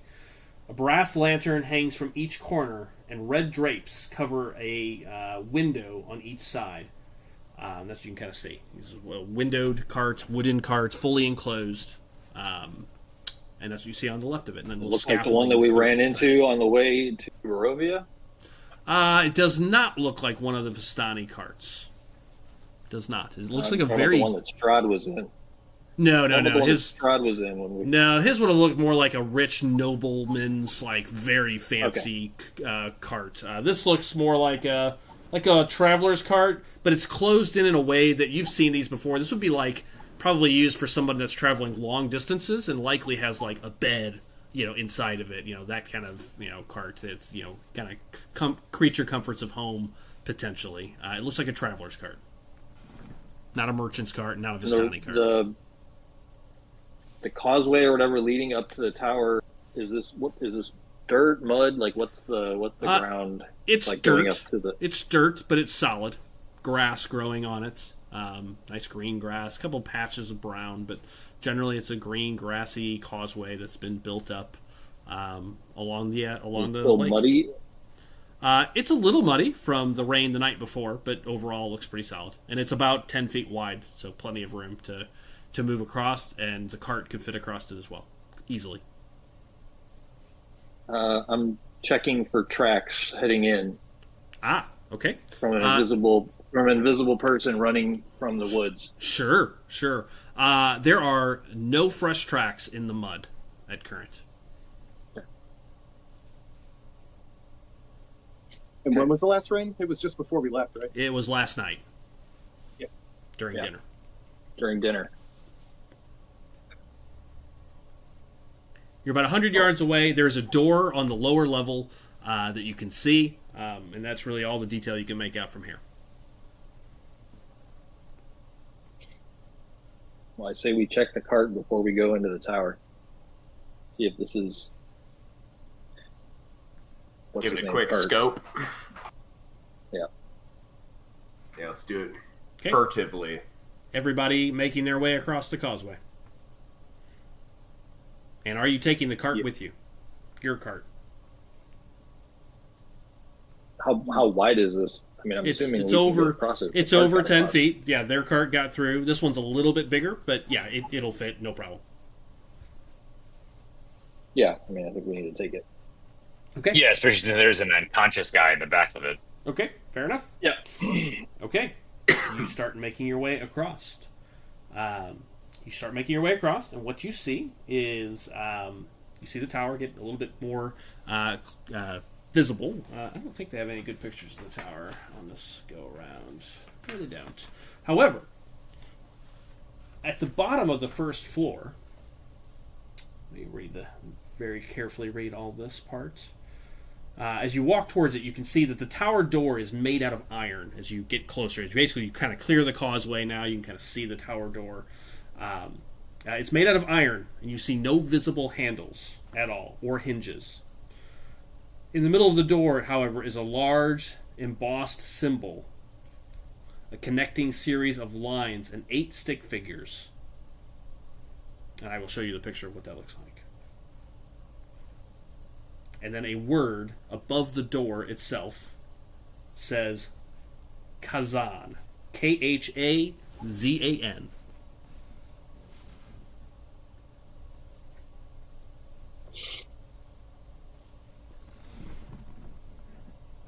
Okay. I'm going to show you an image of what is above the door. I will do that first, and then you guys can take over from there, what you'd like to do. But you guys just crossed the causeway. You're now about 15 feet from the tower, 15, 20 feet from the tower, maybe 30 at most. You can see the door, you can see the cart. Clearly, it's a full cart, no horses. It's just a cart sitting there to the left. Let me get the picture real quick. That word, etymology, strike any familiarity? Give me, that would be a history check if you're proficient. I'm not. Ooh. If you're not proficient, I'm going to say Can no. I roll on that? If you're proficient, you may make a roll. I am not only proficient, but I am an expert at history. But I rolled a 1. You rolled a 1? I got a 10, but I rolled a 1. Yeah, that name... Get out of the way. Let me check this.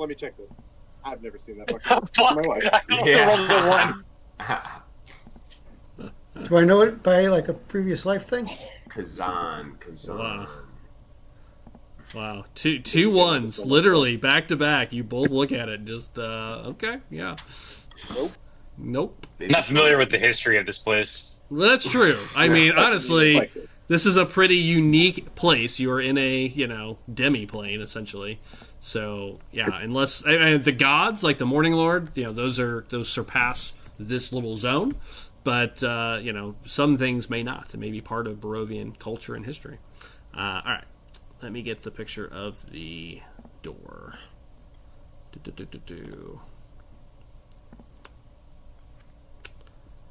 The tower. Here we are. Approaching the tower.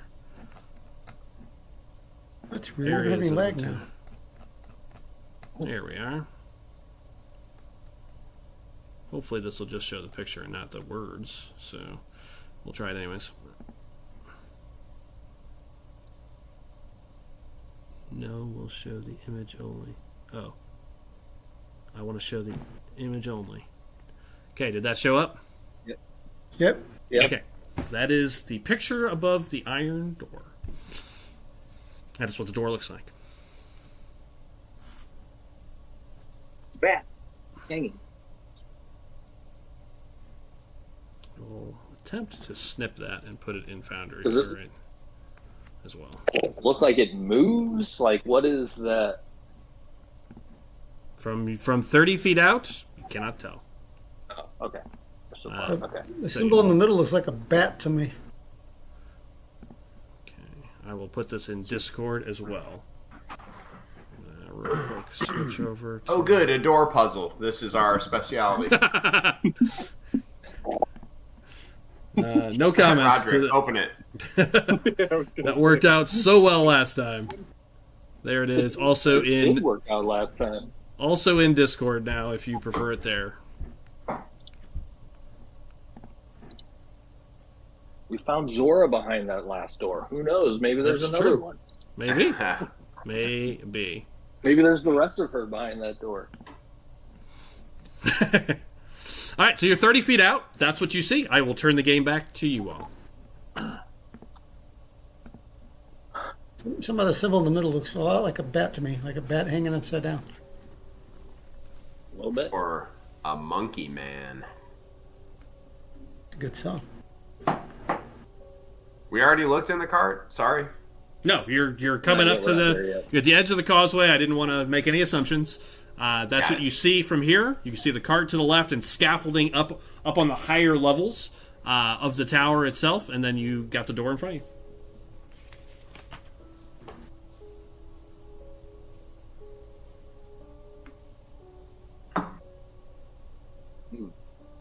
I'd like to scan the tower. You said it's ruined, so I'm assuming there's... You described the windows, but just do a quick scan. Just check the openings, check the windows, look for little pairs of glowing eyes or anything like that. Are you walking around the whole thing, or are you just inspecting from your view here? It's pretty big. No, I don't want to just bail on everybody. I'll just do a frontal inspection. Okay. You do. Give me a perception check. Actually, how far around is it? Like, it would be. Hang on. Like I could circle it in a few minutes. Yeah, it's about 40. I mean, it's tall, but it's not super big. It's probably about 50 feet around. Take. I actually will do a. Yeah, I will do a circle. Wouldn't take long. I'll let everybody know. I'm gonna check the perimeter real quick. Okay, and go and give me that perception roll then, especially now. While he's doing that, I'll give him his response. And what are the rest 25. of you? 25. Okay, I will describe that in a second. I'd like to see what everybody else is doing while you're walking around. So if we're there, well, I look at Roderick.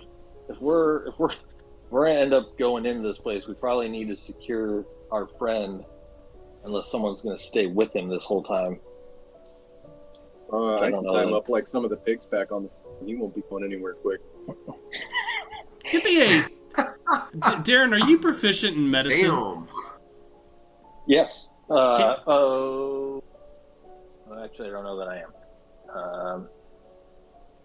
No, but I have medicine kits. What's your medicine plus? +4. Go ahead and give me a medicine roll. You're not proficient. Give it to me with disadvantage.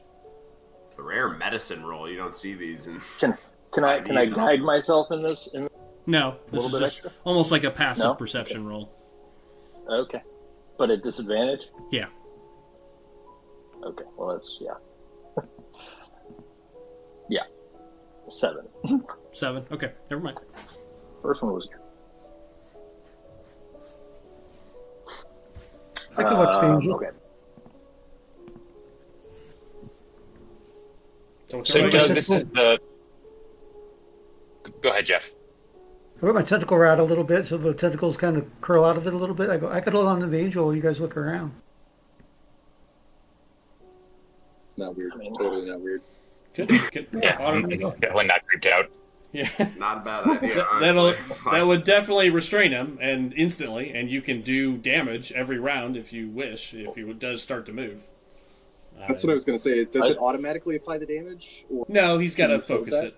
Yeah, you could just kind of. I would it's say- like a taser. It's, regardless of whether anyone stays or not, I say, like restrain him better than just the hands, just to make sure he doesn't go anywhere. We could do like a Kathy Bates kind of thing on him. I got 3 tentacles I can secure him with. I was just going to put his arms outside of the door, back of the cart, and tie him on the opposite side to make sure he couldn't. But yeah, we can. You want to heavily restrain him, like to the cart. Is that what I'm hearing? I mean, we don't need to get into Yeah, that's what I was every thinking. description here of, that. So Yeah, if you, I mean Yeah, never mind. What? if you No, Good. nothing. I'm just gears are turning. and if Jeff, if you want to hold him with there's no roll. You just kind of wrap the things around him. Absolutely, if you want to do that as well. I'll do that. Okay. If you want to secure him to the cart more thoroughly, you guys can do that. It takes a couple minutes. Yeah. Sure. Done. All right. Well, Roderick is securing him. I'm going to go check out the other. Cart. Okay. All right. So you make your way up to the cart. Ethan Rivers walks around the whole thing. Is anybody else doing anything of note before I give Ethan his answer? How many doors are on the cart? The cart itself, the new cart. Yeah, the new cart. The new cart. Let me read its description. A lot of descriptions in Ooh, this that chapter. sounds like a nice cart.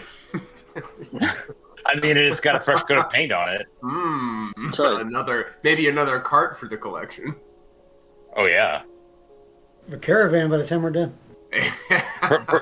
Perhaps some owners we can murder and take ownership of it. Another cart.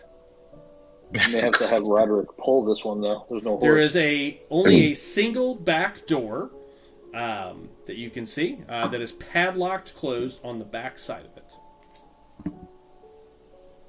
As far as doors go, there are windows on either side. Small windows and these windows are barred, like barred windows on this wooden sides. That sounds like there's probably a trap or something associated with this, given how much they don't want people coming in. Is that an investigation check to detect traps, Doug? Yeah, if you guys want to do that, can. I would like to I'm do gonna that. before we. Yeah, same. Okay, so you guys are going to do that. So Darren, what's your investigation? +9. All right, then I'll just help you, and you can roll it with advantage. Okay.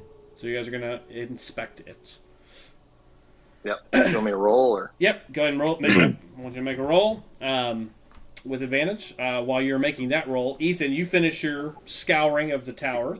With a 25, you definitely don't spot any eyes, any movement. You feel pretty confident from your angles, sounds. Nobody's moving around in there. You don't see any sign of life from your view, and you feel pretty confident in that. You would also note with a 25, as you walked underneath these scaffolding that's up on the higher floors, that stuff looks rotted to death. It looks very unsafe. And in fact, as you're walking, like a breeze comes off the lake, and you hear some of it kind of like creak, even from a light breeze. Perfect. Okay. And the investigation check on the tower. 16 on the 16. the traps. All right. Central traps. Did you roll with advantage, Darren? Yeah, I did.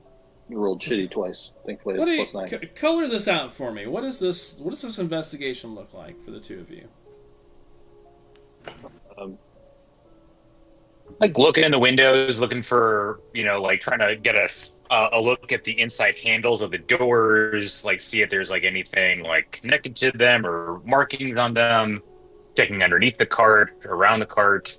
Looking for wires attached to the door that might be attached to something when you open it. Okay. You look through it pretty aggressively, looking kind of at all sides of it as you make yourself, way around the edges of it. And with a 16, you do note that there is 2 wires coming off of the back door, and they are they go into a pair of barrels inside the cart. And you can see, as you look inside, the cart has a number of boxes and crates as well. There is a bed in the front, and then there is a number of crates that you can see. From a couple views, on one side of the wall, you can actually see a couple of weapons hung up, and they actually look pretty nice up on the side of one of the walls. Looks like a couple of silvered weapons inside of it. I'm trying to see which weapons they were. I can't remember. I got to go into my notes.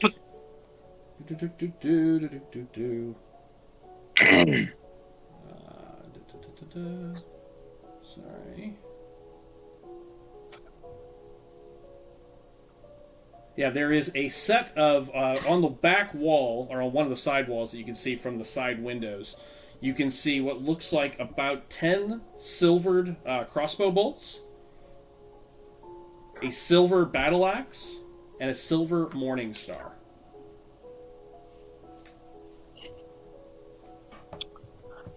But there is barrels.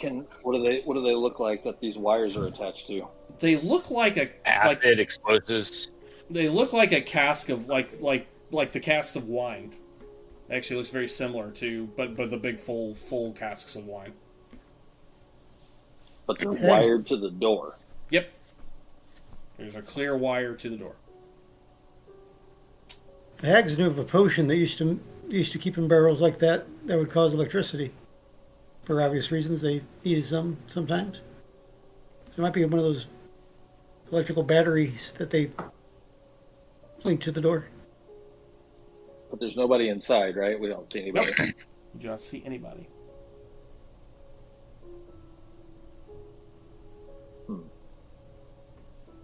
Thoughts?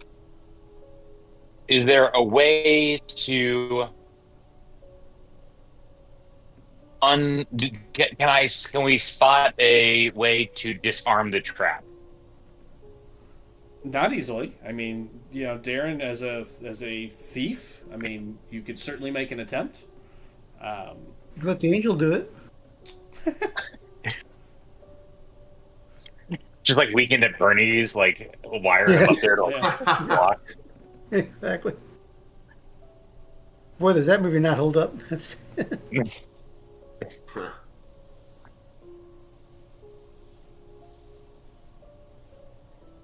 I think let's disarm it. Let's just try to disarm the trap. I'll help Darren and give them advantage. What kind of roll is this? Really hurt. Yeah. Suicide roll, Darren. Yeah. We already did this Suicide one. roll. I like to, before you roll Another anything, I want to be very clear about what people are doing and saying. So, okay. All right. So Rivers, you come back. Pat, I wanted to check in on you because everybody else kind of said what they were doing. What are you doing? After I tie up Bernie, keep an eye back down from where we came from, I guess, to make sure nobody's passing through or eyeing us. You know what I mean? Yeah, it would be impossible to sneak up on you. That is for sure. From here, I mean, it is a bridge 100 yards across the lake, wide open as far as you can see. There are kind of cliffs to your north, woods up there on the far side of the lake, but someone would have to come either through the water or across this land bridge, and you would see them, over 100 yards away, probably more. By the time they came down the hill, you probably got 100, 130 yards, 150 yards of like clear sight lines. Didn't I take like 27 points of damage from that door the last time? You did. It was pretty. It's from Roger's Very traumatic. perspective. He doesn't want to go towards the door. He doesn't want to mess with something that's very clearly a trap. So, But you're gonna go check out the door? Is that what you're trying to tell me? no. Oh. Oh, I wasn't sure where you were headed there. Yeah, I'm not fucking around with back there. Lord. I'm not messing with He's him. headed nowhere. Okay. I think that was the point. And do There's a literally trap say over there, a trap over there. that last door hurt like a bear. Be careful. Okay. Well, that's what he's doing. Rivers, you see them looking at the cart. Looks like they're getting ready to possibly try to pick a lock, or start to disarm this trap. Jeff, you've got this guy lassoed up with rope and tentacles. Rivers, what are you doing? I'll head towards the cart and relay to everybody. Did a did a quick scope of the tower. Doesn't look like there's anything poking around inside from what I can see. Also, do not climb on the scaffolding. It is totally not good to go. Just FYI. Okay. Wonder if that means the inside's going to be the same way. Yeah, we should definitely tread carefully. This building is in quite rough shape, it looks like. I'm sure it's like a outside. Tartarus. I'm sure it's like a TARDIS where like it's actually like really nice on the inside. Yeah, Just right. Yeah, it just looks fucked up from the outside to kind of keep people away. Pretty sick, honestly. Good idea. Actually, in that same regard, I would like to scrutinize this wagon and the tower with detect magic. Okay. You're gonna cast detect magic? Yeah, I'm gonna cast detect magic just based on that thought that I just had. Yeah. Lysander, as you go to do that, as you start to cast and start to channel the energy that you know how to do, and you go, kind of reaching to this power source to your patron, nothing happens. He is gone. I don't like that. Do I still mark the spell slot off, I assume? Nope. Nope. Oh, okay. You cannot channel magical energy at current. What did you just say? Say it I again? said he cannot channel any magical energy at this moment. Nothing happens. Is there an incantation with that, Drew? Detect magic does have verbal components, yes. He starts kind of mumbling. So as soon as he says that, I look at him and I'm like, and? Looks clear. I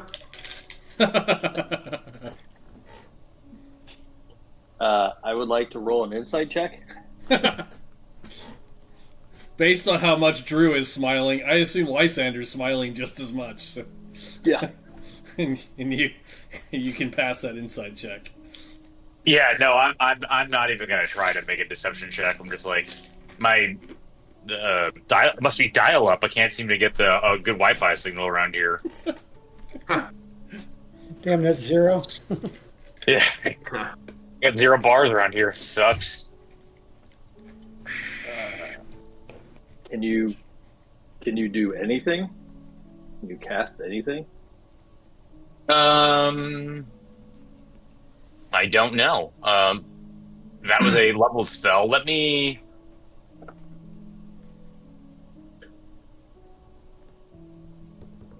Just try to cast Eldritch Blast, like off in the distance, just kind of hot shot it and see if that works. Sure. Yeah, as soon as you go to even think that, you start to go pull for it. There's nothing. There is 0 mana around you. Yeah, I'm willing to guess that's part of some trap, I guess, or some sort of thing where magic doesn't work around here, I guess. anti-magic field. Would my tentacles be magic? There. And they're working. Yep. That's freaking weird. It's probably just spelled or something. While he's since that happened, I full stop, and I walk over to the dude. You said like his like in the battle, his clothes got ripped and stuff, right? Mm-hmm. Yep. I try to cast mending on his outfit with my ability. Sure. You go back to the cart, and you cast mending, and his clothes stitch back up. So I literally just like raise an eyebrow, look over at Lysander, and Well, or what's happening? Yeah, I know. I've got stage fright. How far away is Calsolus casting that? About now, because remember the cart's about 30 feet from the tower, about 30 feet away from you. Right, and how far away was I when I was trying to cast detect magic? Well, you would have been next to the cart, so you're 30 feet from Calsolus now. He's moved back 30 feet, roughly. I'm trying over here. How far away am I from the tower? About 3 feet. About 3 feet? And how far away am I from the cart? About 3 feet. It's all right there next to About 3 feet. Yeah, it's right next to the Okay. Let's move 10 feet away from the cart and 10 feet away from the tower and try to cast detect magic. You back up 10 feet, nothing happens.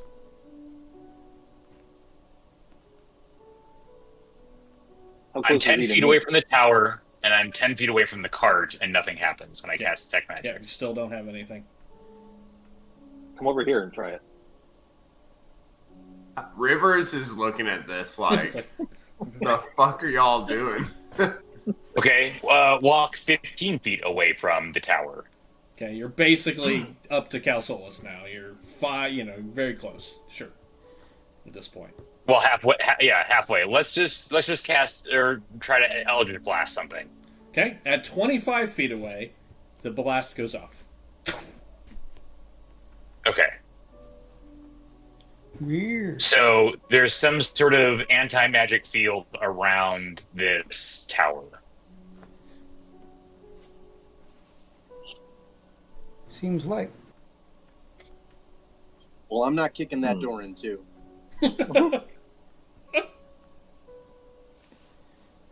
That's going to cause a bit of an issue inside, potentially. Nudge Roderick. This is our time to shine, lad. Like your dad would always say, right? Lean in really close to Rivers. You're going to have to stage Yeah. whisper. I didn't hear that. He said, yeah, but that last door almost kicked my ass. yeah. Okay, watch for the It also rebound. means I can't. I'm sorry, it also means I can't heal you. So Yeah.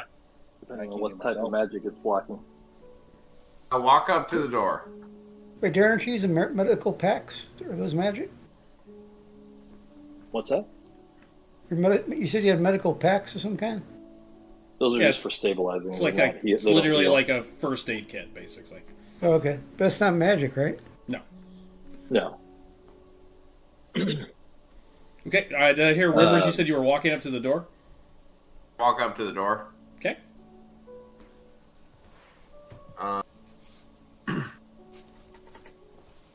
Wait, Place- don't mess with the door. Don't mess Oh. with the door. We need to Alright. Yeah. Don't. don't mess with the door, because if that thing sets off an explosion and that cart is still wired, the whole place could potentially go up. I'm looking at it. He's just looking. Does the no, I was totally gonna be like, place my hand on the door. Does the circle plate look like a natural part of the door, or does it look added on? No, it looks added on, absolutely. It looks like a golden disc that's been attached in some way to the door. Alright, okay. Got it. What are the symbols on the plate? symbol. You see the right? picture. That is an Wayward exact symbols. picture. Yeah, that's the little stick figures. Okay. I want to face the door, Uh-huh. and starting at you see the symbol at 11 o'clock of the guy going like this. 11 o'clock. Yeah. I'm going to do that in front of the door. Mm-hmm. And then I'm going to do this. And then I'm going to do this. Yep. And then this. And then this. And then this. Yep. And then this. And then this. You do. You popping and locking. Does the As door you- open? As you start dancing in front of the door vanishes. What? In a good way or a bad way? It vanishes. Well done, lad. Yeah, let's Glad hold you did on your for a job proud second. there, laddie. Time out. Let's hold on. Is Let's there do a it. wall or no? Yeah. No, the door Is vanishes. there a giant golem in front of it or something? Nope. Or Leaving open, you see inside the first floor of the tower. You see inside of the Come tower. on. Come on. portal. You did your job proud, laddie. It's a little fun little dance. It was a fun little dance. Do a little dance. A lot of people just go and touch the door, I will tell you. And the trap on that is not pleasant. Dude, Yeah. and so in fast motion, it's Yeah. You Well, followed the yeah. line. That's all you really had to say. But I appreciate that you did the dance and take an inspiration if you didn't have one, because I feel like you went above and beyond on that. Very well done. But yeah, yes, that is funny. for clarity and for the listeners, if you set off the trap, it summons a spectral dragon. Literal, actual dragon. Jesus, So, that's such when I- overkill. So when, Permanent inspiration for that. remember when I said, some people die in Strahd? There's a reason for that, because some of the traps are nasty as shit. Yeah, spectral dragon. The door is open. A spectral blue dragon. Adult dragon. all right. Well, hopefully there's a ton of cool shit in here to warrant the trap. Yeah, turn around from the door and wipe my hands like this. Don't even say anything. Love it. I love it. What I really want to know, though, is how realistic was it when you said I was about to go actually put my hand on the door and I said don't? Oh no, I was about to, and you said don't. Okay. For sure. Because if you Good touch to know. it, the trap You goes definitely- off. So that's great. I was waiting for you to turn it or something. I was just like, Oh, I was totally just I was gonna reading go up and put stats. my I was hand like, on it, what's it gonna be here? Good job, Darren. Yeah. Yeah. Well I done. should get inspiration. Jesus Christ. That's funny. Oh, love All it. right. Well, The door is now open. I still don't feel good about going in this door with an anti-magic field on. That doesn't feel good. Did you guys figure out what's up with the cart? Is it rigged with explosives, or what's the deal in there? It's Possibly. rigged with something. I It's rigged. can't We know that imagine it's much. confetti. Do you want to try to mess with that or no? There wasn't the last one tied to a barrel inside that was tethered or like wired to the door, like that was what was Yeah. bothering the Had trap. that- Because Jeff had, mentioned like- before they were using that as The last one had like that it was like a Crystal. glass. Yeah, it was like a Crystal- magical. crystal. Yeah, that looked more like a magical trap. This looks more like a normal trap. This looks more like IED. Wile E. Coyote. Somebody saying kind of That'd be a thing. V-bid. That is correct. This is the barrel looks say like- TNT Yeah, and something. on the side and This cart is giving manifesto vibes. It's not good. Unabomber. Yeah, this is the cart someone puts together to send a message. Bad vibes. The unit sorcerer. That's the guy that's trying to frame us. Thumbs up. Nah. Mhm. Dude's probably in the tower, though. I really want the stuff in this cart. I think that's going to help us for whatever is in the tower. So, do you want to try to unlock this thing? This isn't our benefactor's card, is it? You might have set us up to take the explosion. I'm not saying no to that either. Go find my card, Wile E. Coyote style. That's right. Yeah, is there like a sign on it that says Acme on it? Or Yeah, they're on the barrels. Yeah. Does anybody have Mage Hand? Can't cast I don't spells. think I do. Oh, yeah. Yeah. Shoot. Because I looked at Unseen Servant to see if I could do that as well, but Go, my friend. God be with you, unseen spirit.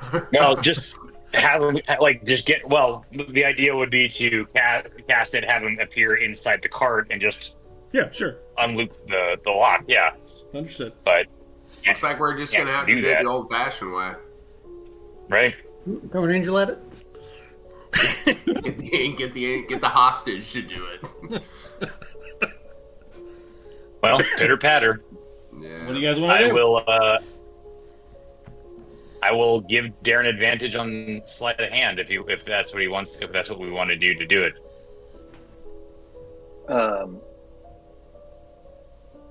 Yeah, is that what we need to roll to do it? Yeah, but don't roll it. And I want to know something before you do. But yes, that's what it would be. There would be the two of you working together to open the lock. Before we do that, I'm gonna walk back over to it. Okay. Before you do anything, do you have a backup character?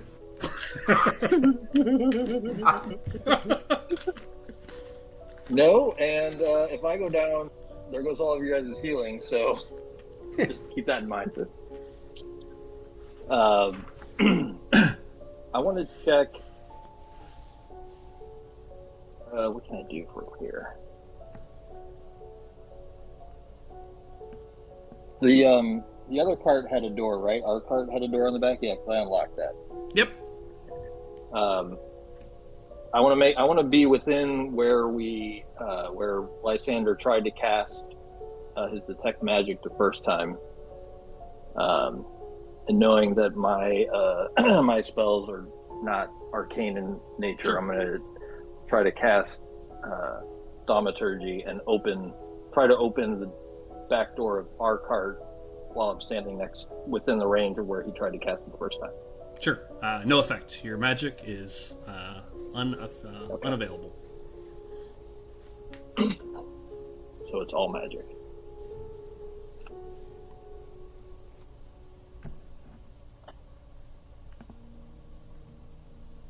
Okay. Like your strategy, though, of testing it out on the good cart before you try the one rigged. Yeah.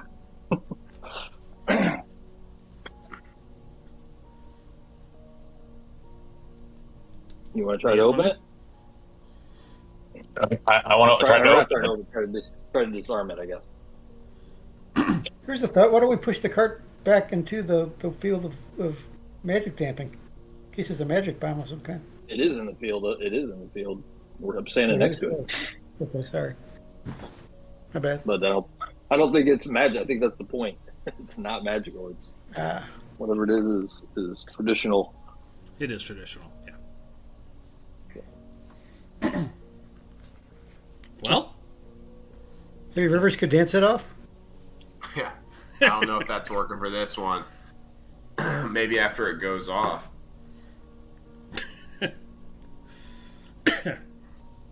okay, well, we need a decision here. We doing this? Drew? Yeah, let's do it. Yeah, let's do it. I'll give you advantage. I'll help you out. Okay, so the two You of got them it. are Is planning Is to mine better than disarm it. yours? Or is yours My better than mine? sleight of hand is 7 plus 7. So is mine. We're equal. Then I can do it if you want, and Well, you can give me Probably better, advantage. probably What I better would- for you to. What I would take allow, since you have advantage and you have the same roll, if you would like to each roll a d20 just for, the excitement of it, that could be your advantage and see who just rolls better. You can each roll once. if you want. This is just like Hurt All right. Locker. But don't roll I yet. think It totally is Hurt Locker for for real. safety's the sake, armor.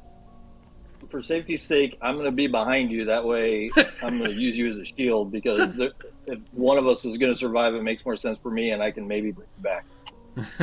Sure. Okay. So my most important question, which is why I want to keep asking before anyone rolls, is where is everyone else? I'm still with our cart, It's a fair holding our. Okay, Or so hostage. you're going to be back with the cart at 30 feet away. Check. Pat? Same with the cart. In fact, grab the angel and drag him around to the opposite end of the cart. Okay. I assume We he's don't like want him tied missing to the his back of the last- cart at this point, but sure. Oh, Well, they got his tentacles on him too, so he's dying Yeah. with his last hit point from a piece of debris from the tower. Okay. so work together and push him to the back. And then finally, Rivers, where are you at?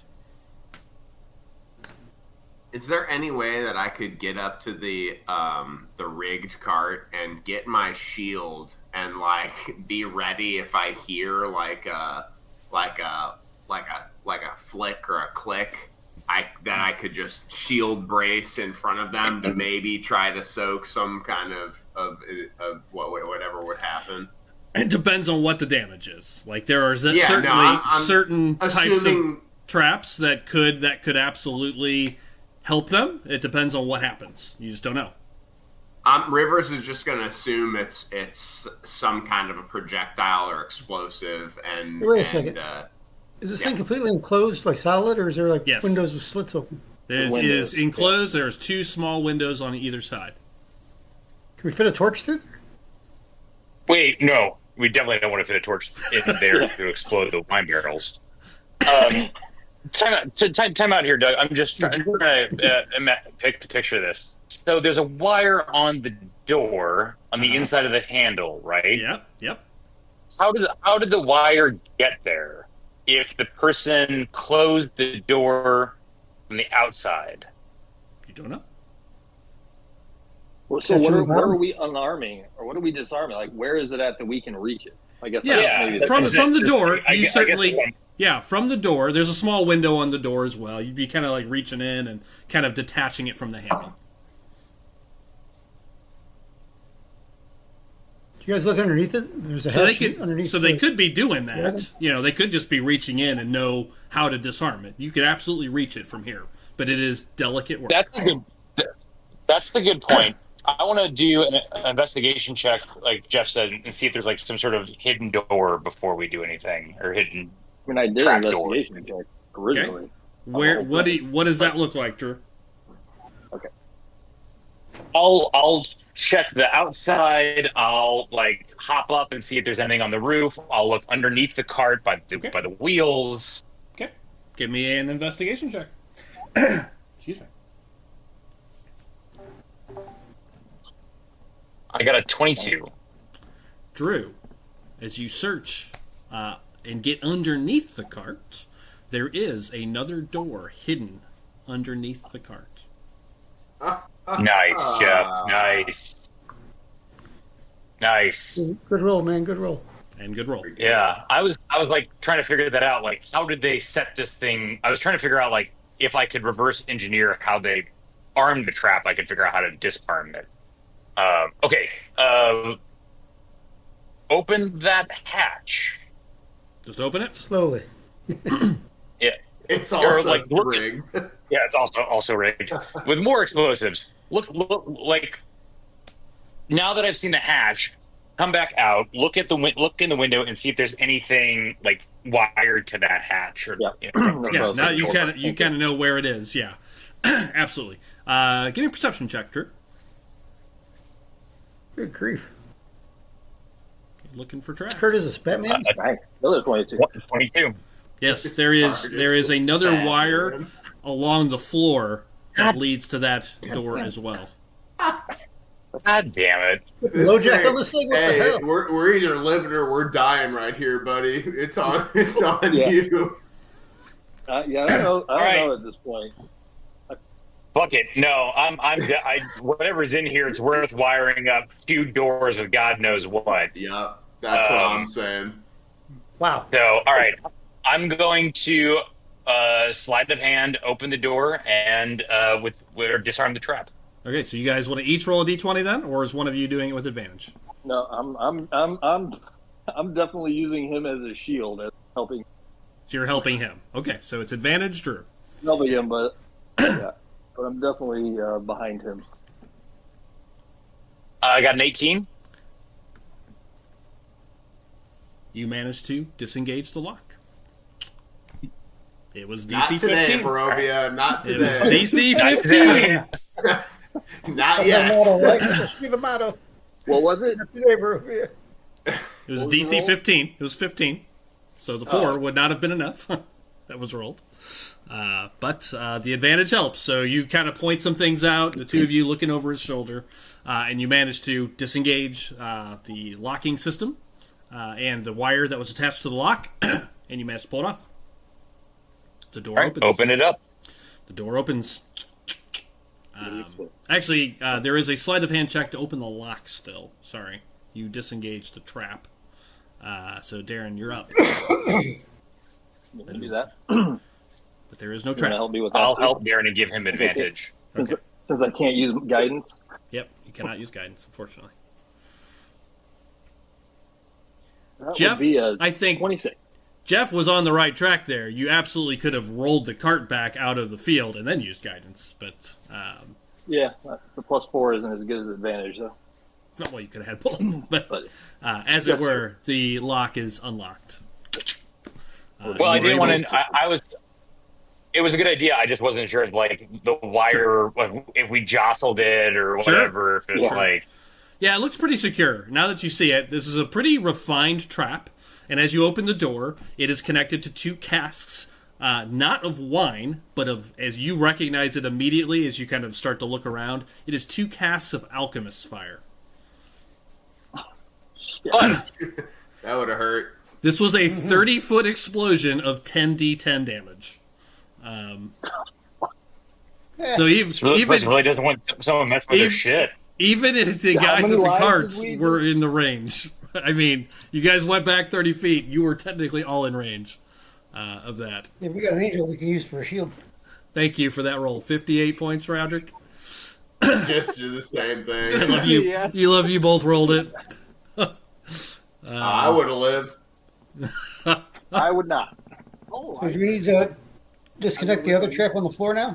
Yeah, you don't have to. It's automatic now that you're inside. I rolled it as well. I only rolled 44, so there you go. Yeah, let Doug roll. All right. That still kills me. Yeah. Not outright. Not outright. All right. It is open. What do you want to do? Dude, Well, I'm Yeah, taking in loot both. this I can tell place. you that. You want to loot it? Investigate Yeah. it? What's All in right. here? How many both? we're looking like Jawas, man. I will read out everything. There is a ton. There's a big list. So hold I'll on. read it once. You guys can kind of think about what you want, then I'll read through it a second time. People can write down stuff. In it, there is a silver battle axe, a silver morning star, a light crossbow, and 10 silver crossbow bolts. There is a small chest with 3 sets of fine clothes, 2 sets of traveler's clothes, several pairs of shoes, a Harley Quinn mask, and 3 wigs. A climber's kit, a disguise kit, a healer's kit, and a prisoner's kit. A lyre with golden strings. A sculpted wooden cage holding a chicken and a silver ewer with 5 chicken eggs worth 100 gold coins. It's a sculpture. I was like, A what? tiny wooden box containing a deck of tarot cards, wrapped in silk. A set of copper pots and pans, 3 sets of manacles, a shovel, a wooden chest containing a gold holy symbol of the Morning Lord, that is worth in itself 100 gold, 3 vials of holy water, 3 vials of perfume, 2 vials of antitoxin, 50 foot of rope, a tinderbox, a steel mirror, a sharpened wooden stake, and a spyglass. There are 2 spell scrolls inside, one for Major Image and one for Remove Curse. There is a map of Barovia showing all the locations marked on the map that I've provided to you already. Nothing new that you see there, except one additional mark, which is the location of the Amber Temple. Finally, A charred page of what looks to be a journal of some sort. It's a piece of paper. You can see written words on it, but it looks like it's charred and very hard to read. It's like a ripped out page of a book. That's everything you find. You said there was a map with the Ember Temple on it? Yes. Yes, so I will read through these slowly now, and you guys can think about what items you might want. So once again, in the first bullet is a silver battle axe, a silver morning star, and 10 silver crossbow bolts. Is anybody taking anything there? Crossbow bolts for my crossbow. Okay, Darren takes the crossbow bolts. Write them down. Does anybody want the crossbow to have for range if they don't have range? Have it? There is a light crossbow as well. I'll take it. Okay, light crossbow. There is a silver battle axe and a silver morning star. I'll swoop in on that battle axe. Your axe counts as silver because it's magical already. Oh, The one you already have. Take it and eat. Okay, then write silver battle axe. Sure. Anybody taking the silver morning star? I'll take it if no one wants it. I mean, okay, write it down. There's all kinds of clothes. Can anybody else use it? What's that? Yeah, if anybody else can use it, I already have a good melee item, so. Jeff, do you want a silvered weapon? Technically, you do not have one currently. I suppose I could take it then, yeah. Well, you have you do have the psionic damage though. But if you want a silvered weapon, here's a chance. It's a silver morning star. Okay. You just take morning star, and then I don't know that they call it silvered in the game, but is it 1d8 damage? Yep, that sounds right. Okay, it's on there. It's in the inventory list. Okay. There's a bunch of clothes in bullet 2. Nice, fine traveler's clothes. In the next bullet... Before you move on, Doug. Yep, of course. What are the chances is that this is... I didn't want to interrupt before, but that was... Yeah, well, I just understand, like, how much are we going to steal from him? Like, I mean, it's whatever at this point, but I'm just saying, like, are we... As much as it take takes. the stuff out of our cart, put it in there, and take the stuff that's in the tower and put it in our cart. Wait, what? Roderick did not say that, though. He thought it, but he didn't say it. I'm just throwing it out. Like, as we're looking at the stuff, and then we're looking for personal effects, this looks more like personal effects than the other card. The other card looked like it was a shipment, right? Suggesting... Go ahead, Drew, sorry. I was going to say, Holt should have been a little more specific about which cart was his, because we're going to designate the one with all the bullshit his, and the one with all the good stuff ours. So you're saying someone lifted it and rigged it with explosives then after the fact? What I'm saying is they parked it here. Potentially they stole it. Rigged it. Who knows? Like, at this point, the variables on whose cart is who we were sent to get and who we were sent to kill to steal what cart, it's... Yeah. Who's the money at this point? It's a good point. Perhaps this is why people should not be vague with job descriptions. Perhaps there's If we bring him a cart, it will be... If we bring him a cart and it's not the right cart, then we'll say, well, then you can keep the 500 gold and we'll consider everything paid in full. Yes, Squaresbees. Okay. Yeah. And I would say we are even. Yeah. We're even. Yep. Okay. Okay. Well, in a very real and legally binding sense. Yeah.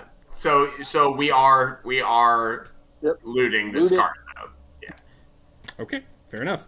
A bunch of fine clothes. I'm asking everybody, right? Yeah. Okay. Cool. Sorry. A bunch of fine clothes.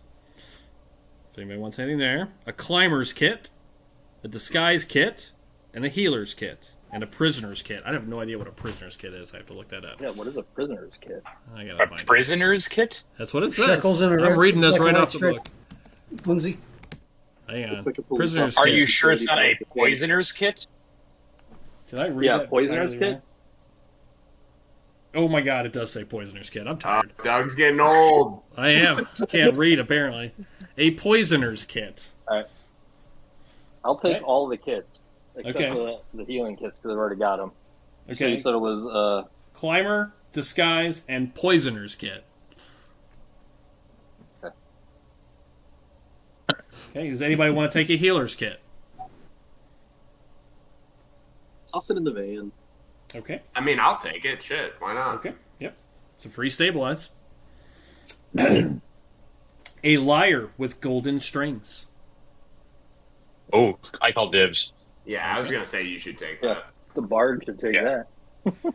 Yeah. A sculpture of a wooden cage with a chicken and silvered eggs. Someone take that. I mean, that's the money. I mean, Maybe we can give it to the Oh, angel and he'll forgive us for kicking his ass. Now, we're gonna give it to a merchant and get money for it. Okay. I wonder If you, if rub it if like a giant chicken comes to save us or So something Dar- like that. Darren, if you have the team fund, then write chicken sculpture. 100 gold is what it's worth. all right. Got it. A tiny wooden box with a deck of tarot cards. Is there anything special that's different from the one we already have? No, they look very similar. Okay. No magic or anything coming off of it Nope. that I can. Nope. A set of copper pots and pans. Oh, snag those. Just Okay. like instinctively snag the copper pots and pans. Okay. Sure. 3 sets of manacles. Metal cuffs. Ooh. Well, we can I use got one that of those to for Roger. tie up Maybe what's go. his face. Maybe go use one of these. And get my rope back. Okay. Is there any way to unlock them? Like Yeah, there's a key. Yeah, there's keys in there. Yeah, sure. Okay. Just lock him to the cart and lose. Yeah, Sorry, shit. man. Oops. You said Yes. 3 sets. Yep, We're gonna 3 use- sets of manacles. Yep. A shovel. I'll take those. Okay, manacles. Check. A shovel. A holy symbol of the Morning Lord. Worth Take 100 that gold. too. Okay, worth 100 gold. So you can just write 100 gold necklace if you want. 3 vials of holy water. I might need to take those. I know we've got some already. 3 vials of I know. perfume. I think Yeah, there is some. Someone has some holy water. I remember seeing I some do. somewhere. I was going to say, I think Drew talked to the priest before. Right? I've got Yeah, some. Do you want me to did. just add it to what I've got, or do you want to take it? Yeah, just go ahead and add it to what we've got. You said 3, Doug. 3. Yep. All right, I added it to my what I already had. 2 vials of antitoxin. So that will cure a poison if someone is Take those poisoned two. automatically. 2. Yep, 2. 50 foot of rope. Reimbursement on the road. A steel mirror. A wooden stake. And a I'll spine. add that unless somebody wants one. I've already got 3. Why do I have 3? Does anybody else have stakes? Done. I I'll have take. six. I'll take one. Okay. I would say Yeah, all well- melee characters should have the Yeah, stake. that's what I don't think I was I going have. to say, I'll take one as well, yeah. I don't have a stake myself. I don't How think. many are in here? 1. 1. All right, you I've got. got 3. If you guys don't have them, I can pass them out. Yeah, please do. Okay, so everybody I'll but give one, one to one Jeff person and one should. to- Yeah, there's 4 total stakes then. I mean, I'll keep one and then give one to Jeff. And if everybody wants one, there are plenty of trees around. You could make another stake very quickly. No. I want these stakes. I want the tower yeah, stakes. these are real stakes. These are real stakes. So I want to be clear. I should color these out. These are not like a chunk of wood that have been sharpened. These look like, I would imagine, like someone carved these like really well, Like nicely, Buffy stakes. like Buffy stakes. Yeah, exactly. This is like Van Helsing's hideout in Barovia, isn't it? As you're looking, I mean, there's a lot of vampire killing shit in here. I mean, that's. Yeah. I mean, it strike me as like a straight like Witcher cart situation. What's something that's going to kill a huge vampire? Maybe 10d10 of fire. Yeah, that'll do it. That'll do it. I'm sorry, a spyglass. Spyglass? Ooh, take that. Okay. A spell scroll of major image and remove curse. Definitely the remove curse. What's the major image? It's like a spell to cast. It's like a hologram, basically. You want to take that one, Drew? I'll take the remove curse. Sure. You create an image of an object or creature or some other visible phenomenon that is no larger than a 20-foot cube. The image appears at a spot that you can see within range and lasts for the duration, which is 10 minutes. It seems completely real, including sound, smells, and temperature appropriate to the thing depicted. You can't create sufficient heat or cold to cause damage. A sound loud enough to deal thunder damage or deafen a creature or a smell that might sicken a creature. It's just a very good image. It's a more lifelike than minor image, which you can clearly see through. This is going to look like a real thing, unless you interact with it. Doug, I'm taking one set of the fine clothes. Okay, great. Go for it. Finally, the map Just of in case. Barovia, which I have already updated your map, which is what is active in the in Foundry, so you can see that you now have the location of the Amber Temple, which is depicted on the list. Otherwise, I think you now have all of the items. Everything has now been located on the map. Nice. And then finally, a charred page from what looks like someone's journal. Is it Strahd's journal? Does not look like it. Let me see what it says. Show the player's journal in Appendix F. So it means I have a picture of it. Stand by. Boop, boop. Appendix F. I snagged the clothes just in case we go back to that Duchess's house. Oh, God. She had a thing for you. Oh yeah. It's not. We'll it's get not just in case we have to go back at some point. I know. I'll slick the hair back, throw the fine clothes on, See if you can get a squeezer at the dinner table. work my magic. Yeah. There it is. Hope you're ready to role play that out. It is a pretty good. It is actually much longer than I thought. So she said. Hello. And it's kind of hard to read the scribble the way that they make these pictures, so I will read it as we wrap. Pretty much the last thing we'll do. It says, this scribbled thing says, for more than 3 decades now, I have undertaken to investigate and expose creatures of darkness to purifying light of truth and knowledge. Hero I am named in some circles, sage and master hunter I am called in others. That I have survived countless supernatural assaults is seen as a marvel among my peers. My name is spoken with fear and loathing among my foes. Sounds like a journal, the way it's written. In truth, the virtuous calling began as an obsessive effort to destroy a vampire that murdered my child, and has become for me a tedious and bleak career.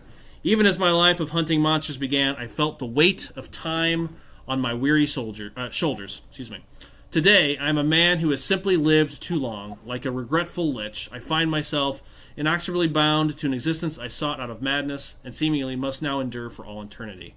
Of course, I shall die, but whether I shall ever rest in my grave haunts my idle thoughts and torments my dreams.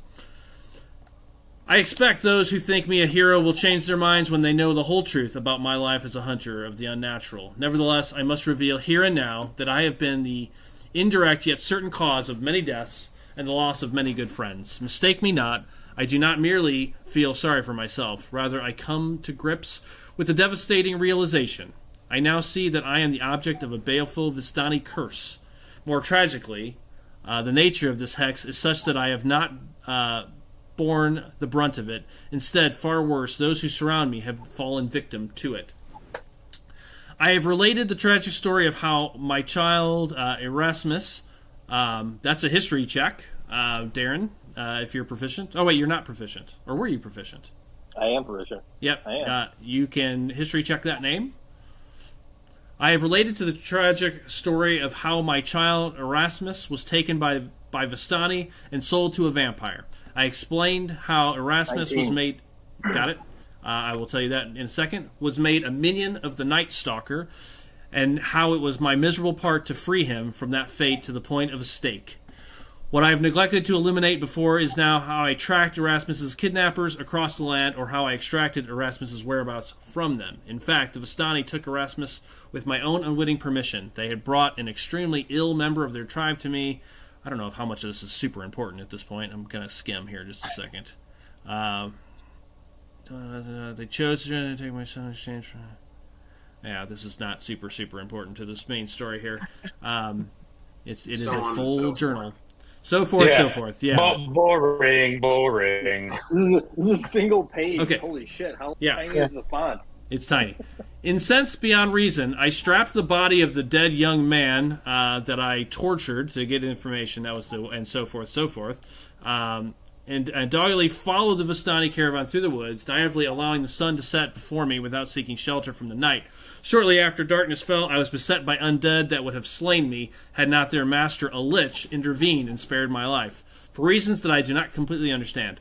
He somehow detected me and with his powerful magic took control of a pack of zombies and wandered in the forest. He spoke to me through the mouths of the dead things and placed a magic ward against the undead on me, then animated the dead Vistana and bade it tell me where I could find its people. Unfortunately, I say in hindsight, the plan worked. I found the child stealers, and my unwelcome entourage included a growling horde of ferocious undead that could not touch me, thanks to the Lich's ward. When I found the caravan, I threatened to set the zombies on the Vistani unless they returned my dear boy. They replied that he had been sold to the vampire Baron Metis. Something inside me snapped, I released the zombies, and the entire tribe was eaten alive. Yet the story has not ended. Before she died, the leader cursed me, saying, "Live you always among monsters, and see everyone you love die beneath their claws." Even now, so many years later, I can hear her words with painful clarity. A short time later, I found my dear Erasmus made into a vampire. He begged me to end his curse, which I did with a heavy heart. The darkness had torn him from my loving arms forever, and I foolishly believed that the curse had extracted its deadly toll. I wept until an insatiate desire for vengeance filled the bottomless rift of my heart. That's just a page of a much longer journal. Clearly that's a magical page, because there's no way that many words fit on that page. I only showed you one page. There's two. Sorry, I guess the other one didn't come through. Here, there it is. I thought they all came together. All right, so basically you get the gist of it. This hunter came here looking for his dead son, or his son, who was sold to a vampire, not Strahd, based on what was described. He ultimately massacred a group of Vistani over it. Now, the name Erasmus, you know, Darren. You've heard that name before. There is a legendary vampire hunter, and that is the name of his son. The legendary vampire hunter that has a son named Erasmus is named Van Richten. Yes, the Van Richten that wrote the book Van Richten's Guide to Barovia. That is the name of a very, very famous vampire hunter.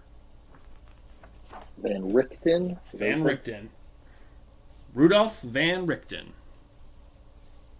Rudy. Who, based on this journal, that. is or was trapped here in Barovia.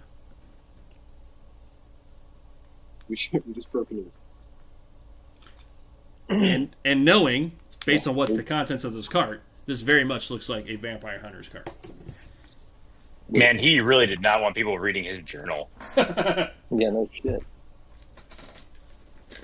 God, what a mess! Right. What an I'm gonna insane I'm gonna situation. hold on to the page. Sure.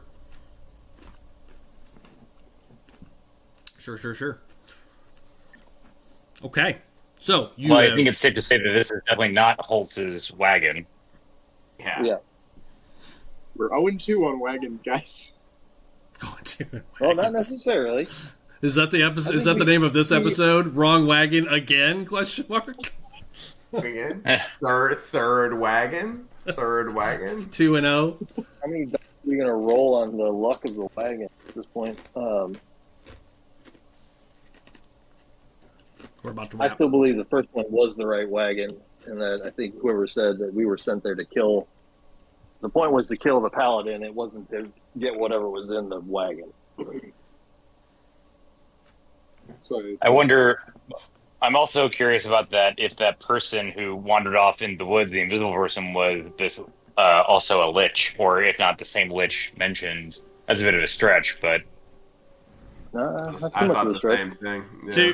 To cast a spell, Darren, actually, we were chatting after the session once again, and he goes, well, he should have appeared when he cast the spell, unless he was casting Greater Invisibility, which is a very, very high-level spell. right.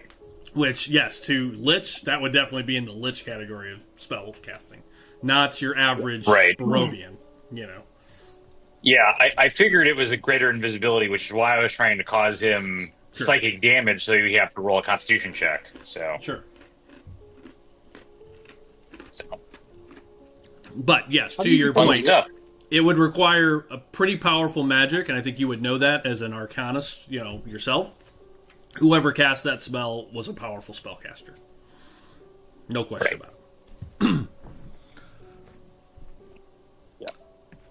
And with that, as you all stare at this vampire hunter's wagon, looting it completely, learning that one of the greatest, kind of vampire hunters in history, and according to the history books, and Darren, you would know he is not a local vampire hunter. Like, he is known for traveling the realms. He's like a planar traveler. Like, he is top-notch vampire hunter, D level vampire hunter. Could be here based on these notes. He might be. We might have just opened his door. You might have. So with that, the door to the tower is opened. Many questions about the carts left unanswered. A body of an angel still with you. And that is where we will wrap until 2 weeks from now. And we will end it there. Hey, Doug, just for my own knowledge, what Yeah. the sword that I took, what kind of sword is that from the angel? Oh, good Lord. Let me pull up that encounter real fast. That's been a minute. I will look it up real quick before I bring us over to commercial or to credits. Stand by. Actually, I'll do it in the background. I'm going to go ahead and kick the credits off. So anybody listening, Okay. have a good night. We will catch you next time.